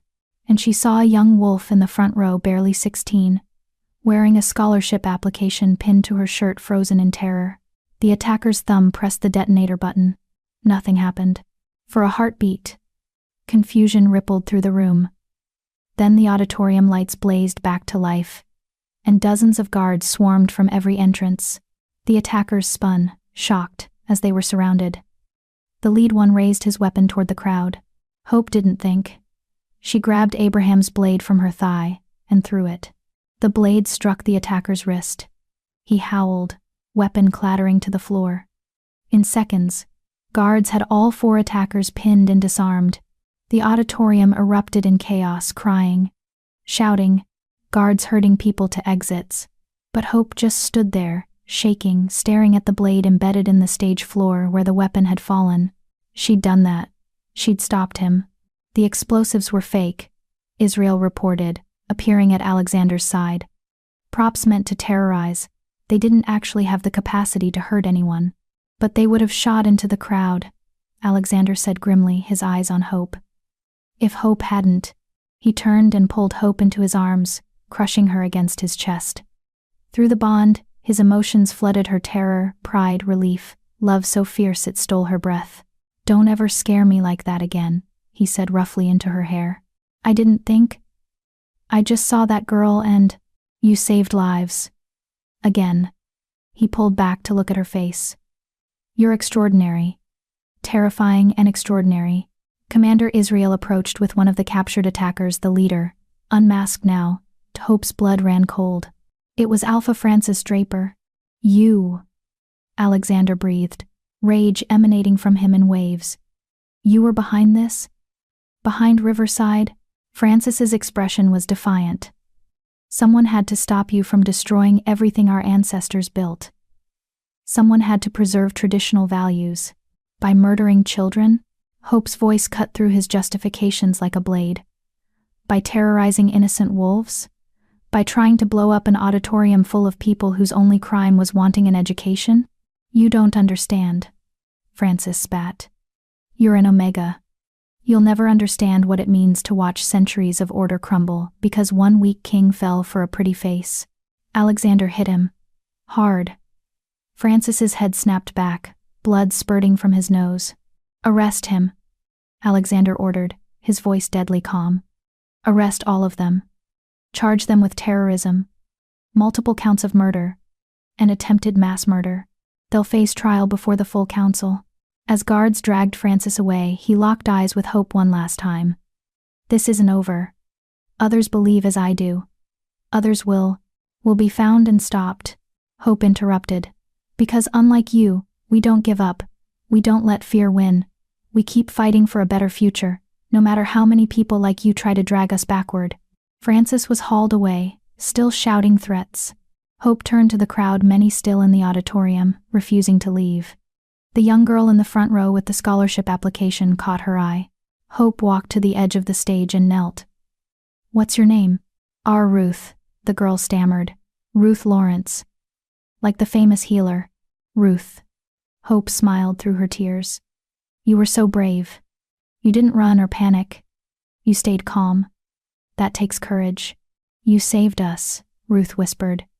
"You're a hero." "No. I'm just someone who refuses to let evil people win. Hope took the girl's hand. Ruth, I want you to be the first scholarship recipient. Full ride to any university you choose. Will you accept? Ruth burst into tears and nodded frantically. The crowd erupted in applause again, this time tinged with relief and joy and triumph. Hope stood and returned to the podium. Her hands shook, but her voice was strong. We were attacked today because we dared to dream of something better. Because we dared to say that rank doesn't determine worth. Because we dared to build a future where wolves like Ruth, like me, like all of you matter. She let her gaze sweep the auditorium. They wanted to scare us into submission, to make us believe that change is too dangerous, that tradition is safer than progress. Her voice rose. But we're still standing. The scholarships will still be awarded. The programs will still launch. And the Northern Territories will continue moving forward, not because we're fearless, but because we're brave enough to be afraid and keep going anyway. The applause was deafening. Wolves chanted her name. Hope, hope, hope. And for the first time since this journey began, Hope truly felt like a queen. Chapter 10. The queen she became. 3 months later, Hope stood in the Capital University library, surrounded by stacks of books and her laptop displaying a half-written essay on territorial governance. Finals week was approaching, and despite being queen, her professors showed no mercy. Your Majesty, you have a meeting with the Education Committee in 30 minutes. Rena's voice came through her earpiece. Hope sighed, saving her document. I'll be there in 20. Just let me return these books. I can send someone. Rena, I'm perfectly capable of returning my own books. Hope smiled as she gathered the heavy volumes. I'm a queen, not helpless. As she navigated the library stacks, she passed students who no longer stared or whispered. She'd become a familiar presence on campus over the past months, just another student trying to balance classwork with responsibilities. Well, her responsibilities involved running territories, but still, Hope. A familiar voice called. May appeared around a corner, her own arms full of books. She'd enrolled at Capital University too, studying social work. Please tell me you finished the governance essay. I'm drowning. Halfway done. Want to study together tonight? Can't. I have a date. May's eyes sparkled. Remember Abraham, your guard? Hope's eyebrows rose. Abraham Stone? When did this happen? Gradually. Then all at once. May grinned. Turns out brooding warriors are my type. Who knew?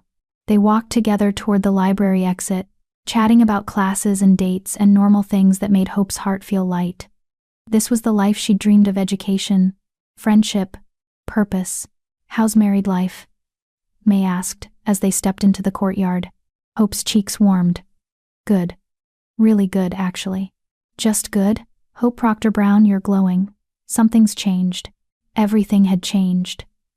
After the attack at the scholarship launch, Hope and Alexander had stopped pretending their arrangement was just business. The separate quarters had been quietly abandoned. Hope now slept in Alexander's rooms every night, wrapped in his arms. We're happy, Hope admitted softly. I never thought I could be this happy. You deserve it. After everything you've been through, you deserve all the happiness. May hugged her quickly. Now go. Your meeting. I'll see you this weekend. Definitely. Hope made her way to the fortress, where the Education Committee waited. The past 3 months had been intense. Francis's trial had dominated the news, ending with him stripped of his alpha title and imprisoned for life. The Pure Blood Coalition had been dismantled, its members scattered or arrested. But more importantly, Hope's programs had launched successfully. 200 scholarships awarded. Vocational training centers opening in 6 territories.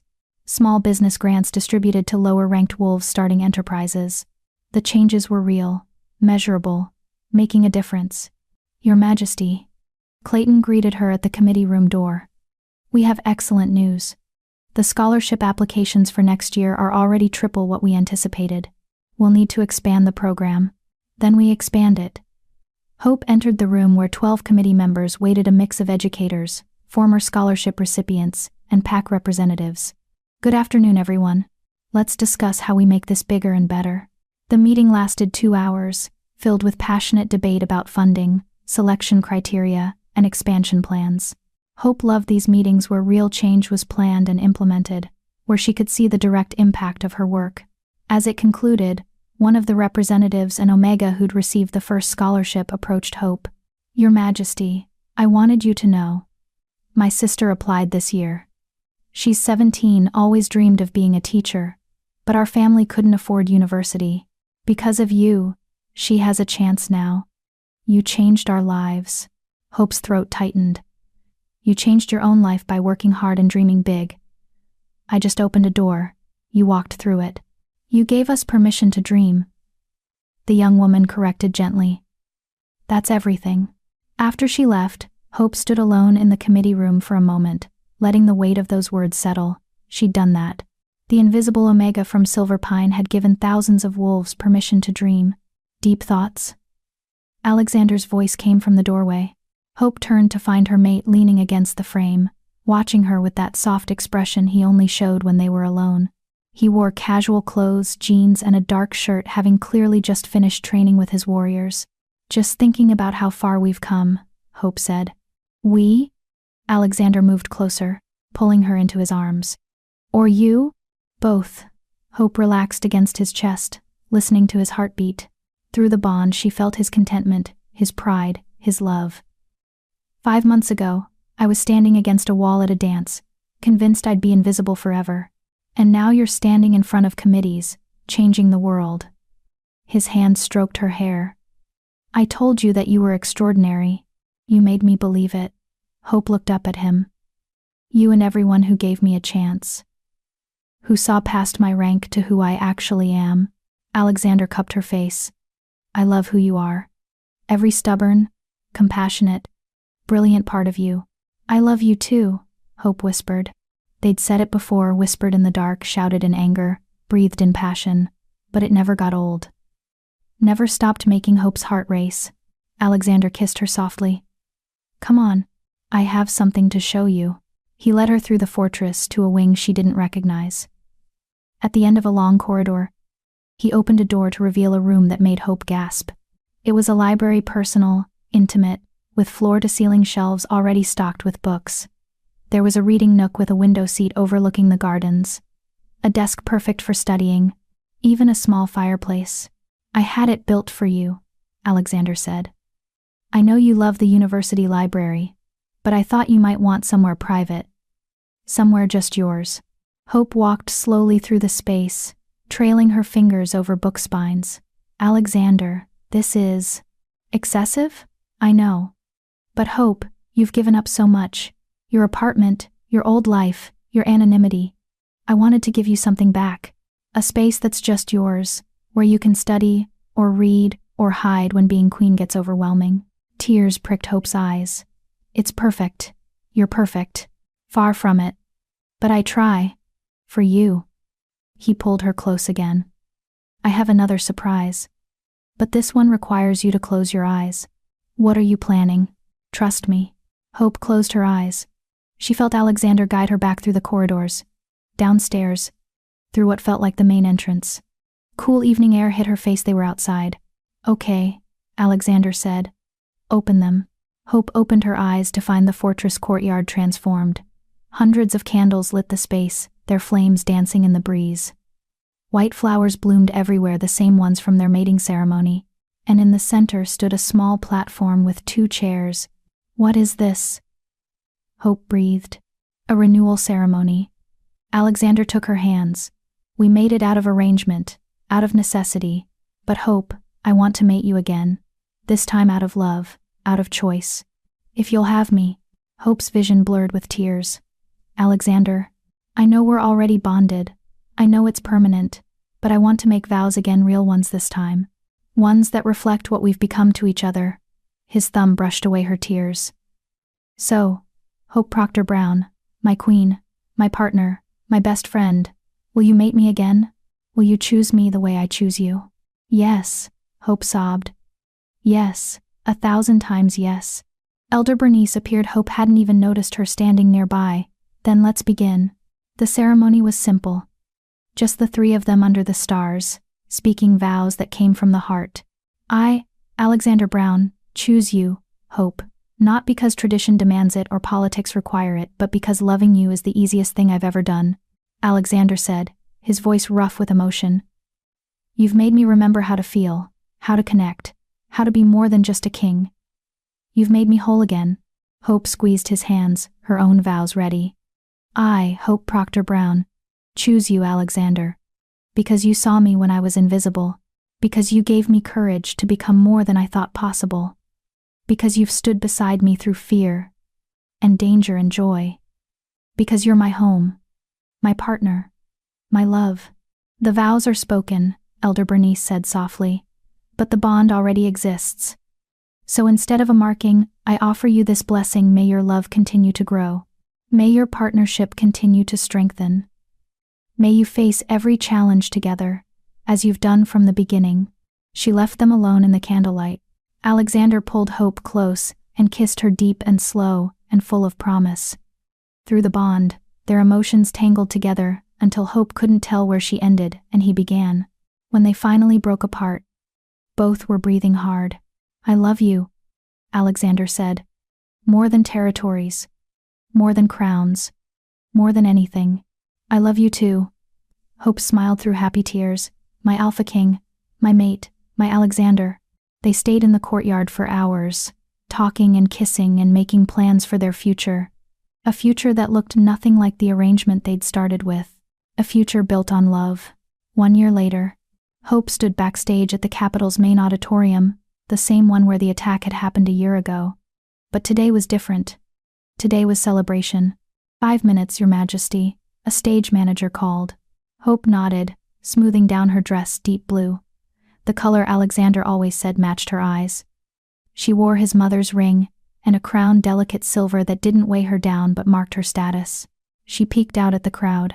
The auditorium was packed, every seat filled with scholarship recipients, their families, program graduates, and wolves whose lives had been changed by the initiatives Hope had championed. May stood in the front row with Abraham, both of them smiling. Rena sat nearby with Clayton, who'd become one of Hope's closest advisors and friends. And there, off to the side, stood Alexander with his commanders, including Israel, who'd been promoted after his heroic actions during the attack. Nervous? Rena appeared at Hope's elbow. Always. But it's a good nervous now. Hope smiled. A year ago, I was terrified of public speaking. Now I do it 3 times a week. You've grown into your role. Into yourself. Rena adjusted Hope's crown slightly. Your grandmother would be so proud. Hope's throat tightened. She wished her grandmother could see this, could see the girl she'd raised become a queen. But somehow, Hope thought she knew. Wherever she was smiling. It's time, the stage manager said. Hope walked onto the stage to thunderous applause. A year ago, she'd stood on this exact spot and been attacked. Today she stood here in triumph.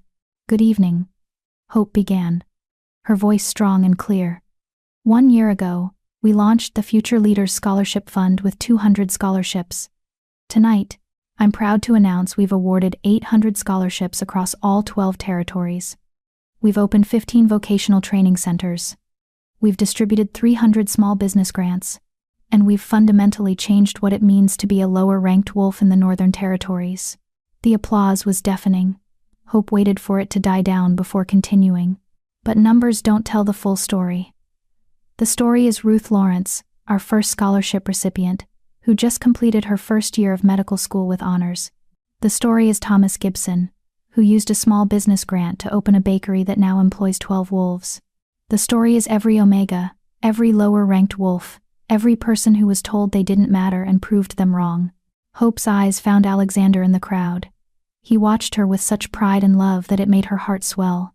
A year ago, I stood on this stage and was attacked by wolves who feared change, who believed that tradition was more important than progress, who thought that killing and terrorizing would preserve their vision of how things should be. Her voice hardened. They failed. Not because we were stronger or smarter, but because we refused to let fear win. We kept dreaming. We kept fighting. We kept building a better future. She paused, letting her words sink in. And we're not done. Tonight, I'm announcing 3 new initiatives. First, the Alpha King and I are establishing the Riverside Memorial Foundation named for the 12 wolves who died in last year's attack. This foundation will provide support to families affected by violence and terrorism. Candy's mother stood in the audience. Hope had invited her personally. They'd become close over the past year, united in grief and determination to honor the lost. Second, Hope continued, we're launching leadership training programs specifically for Omegas and lower-ranked wolves who want to serve in pack governance, because representation matters, because decisions should be made by diverse voices, not just the traditionally powerful. More applause. Hope smiled. And third, we're establishing the Northern Territories University, a fully funded institution dedicated to educating wolves, regardless of rank or ability to pay. Construction begins next month. The first class will enroll in 2 years. The auditorium exploded. Wolves were on their feet, cheering, crying, celebrating. This was more than they'd hoped for. More than they'd dreamed. Hope let the moment wash over her. This was why she'd accepted Alexander's proposal that night. Why she'd faced the council and the terrorists, and her own fear. For this, for giving wolves like her a chance at something more. When the applause finally died down, Hope spoke once more. I'm often asked how it feels to be the first Omega Queen, how it feels to break tradition, to challenge the old ways. She smiled. And I'll tell you, it feels terrifying. Every single day. But it also feels right. Because I look at this room, and I see what's possible when we stop limiting wolves based on their birth. When we start valuing merit, determination, and character over rank and bloodline. Her voice softened. 5 years ago, I was serving coffee in a small-town diner. I was invisible, forgotten, convinced I would never matter, but I mattered to my grandmother, who taught me to dream. I mattered to my best friend May, who believed in me when I didn't believe in myself, and I mattered to Alexander, who saw something in the girl standing alone against the wall. Hope's eyes found Alexander again. He was smiling, his hand over his heart. So to every wolf watching this who feels invisible, you matter. To every Omega who's been told you're not enough, you are enough. To every dreamer who's been told to be realistic, keep dreaming. Because the world changes when we have the courage to imagine something better. She paused. And then the courage to build it. The standing ovation lasted 5 full minutes. Hope stood on that stage, tears streaming down her face, feeling the weight of everything she'd accomplished, everything they'd accomplished together. When she finally left the stage, Alexander was waiting in the wings. He pulled her into his arms and held her tight. That was perfect, he murmured into her hair. You were perfect. We were perfect, Hope corrected. I couldn't have done any of this without you. Partner, Alexander said, pulling back to look at her. In everything. In everything. Hope agreed. They walked out of the auditorium together, hand in hand, ready to face whatever came next. Because they were no longer the Alpha King and his convenient mate. They were partners, best friends, lovers. They were real. Epilogue. 5 years later. Hope sat in her personal library, the one Alexander had built for her, nursing a cup of tea and reviewing proposals for the next round of scholarship expansions. Through the window, she could see the gardens where their daughter played. Ilara was 3 years old, with Alexander's dark hair and Hope's eyes. She was chasing butterflies with the fierce determination of someone who'd inherited both her parents' stubborn streaks. She's going to be a handful, Alexander said, appearing in the doorway with their infant son Cyrus cradled in his arms. She just informed her guards that she doesn't need supervision because she's basically a queen already. Hope laughed. She's not wrong. She is a princess who thinks rules don't apply to her. But Alexander was smiling as he said it, clearly charmed by his daughter's confidence. He settled into the chair beside Hope's, adjusting Cyrus in his arms. The baby gurgled contentedly, already showing signs of his father's calm demeanor. The council approved your proposal, Alexander said. The Northern Territories University expansion. They're funding 3 additional campuses. Really? Hope's face lit up. Alexander, that's incredible. You're incredible. The council that fought your mating 5 years ago just unanimously approved your biggest initiative yet. He reached over to squeeze her hand. You've changed everything, Hope. The territories are unrecognizable from when we met. We changed everything, Hope corrected. I just gave voice to changes you were already working toward. No, you made people believe change was possible. You showed them a different way. Alexander's expression turned serious. I've been thinking about something. About succession. Hope's eyebrows rose. Succession? You're 37. That's a bit premature. Not for me. For Alara. He glanced out the window at their daughter. Traditionally, the firstborn son inherits. But Hope, I want to change that. I want to declare that succession goes to the most qualified heir, regardless of gender or birth order. Let Alara and Cyrus both have a chance to prove themselves worthy. Hope's heart swelled. That's a huge change. The council will fight it. Let them try. They've learned not to underestimate you. Alexander smiled. Besides, can you imagine Alara as queen someday? She'll be unstoppable. She'll be everything we hoped for, and more. Hope set down her tea and moved to the window, watching her daughter. A queen who was raised knowing she could be anything, who grew up seeing her mother and Omega rule territories, who learned that rank doesn't define worth. Alexander joined her, Cyrus still in his arms. What are you thinking? That we did it. We actually built the world we dreamed of, where our children can grow up believing anything is possible. Hope leaned against him. Where Alara won't ever stand alone against a wall, invisible and forgotten. No. Alexander agreed softly. She'll stand on stages, lead territories, change the world. Because that's what the daughters of queens do. Through the window, Alara caught sight of her parents and waved enthusiastically, her smile brilliant. Hope waved back, her heart full to bursting. 5 years ago she'd been nobody, invisible, convinced she'd never matter. Now she was a queen, a mother, a partner to the man she loved, a force for change that had reshaped the Northern Territories. But more than any title or achievement, Hope was finally, completely, undeniably seen. And she had been. From the moment Alexander walked into that gymnasium and said 4 words that changed everything. You're with me now. The girl who served coffee became the queen who changed kingdoms. But the real question isn't how Hope transformed, it's this. How many brilliant, capable, extraordinary people are standing invisible against walls right now, waiting for permission to matter? Comment and tell me. If you could give Hope one piece of advice at the beginning of her journey, what would it be? And more importantly, would you take that advice yourself? And please, don't forget to like this video.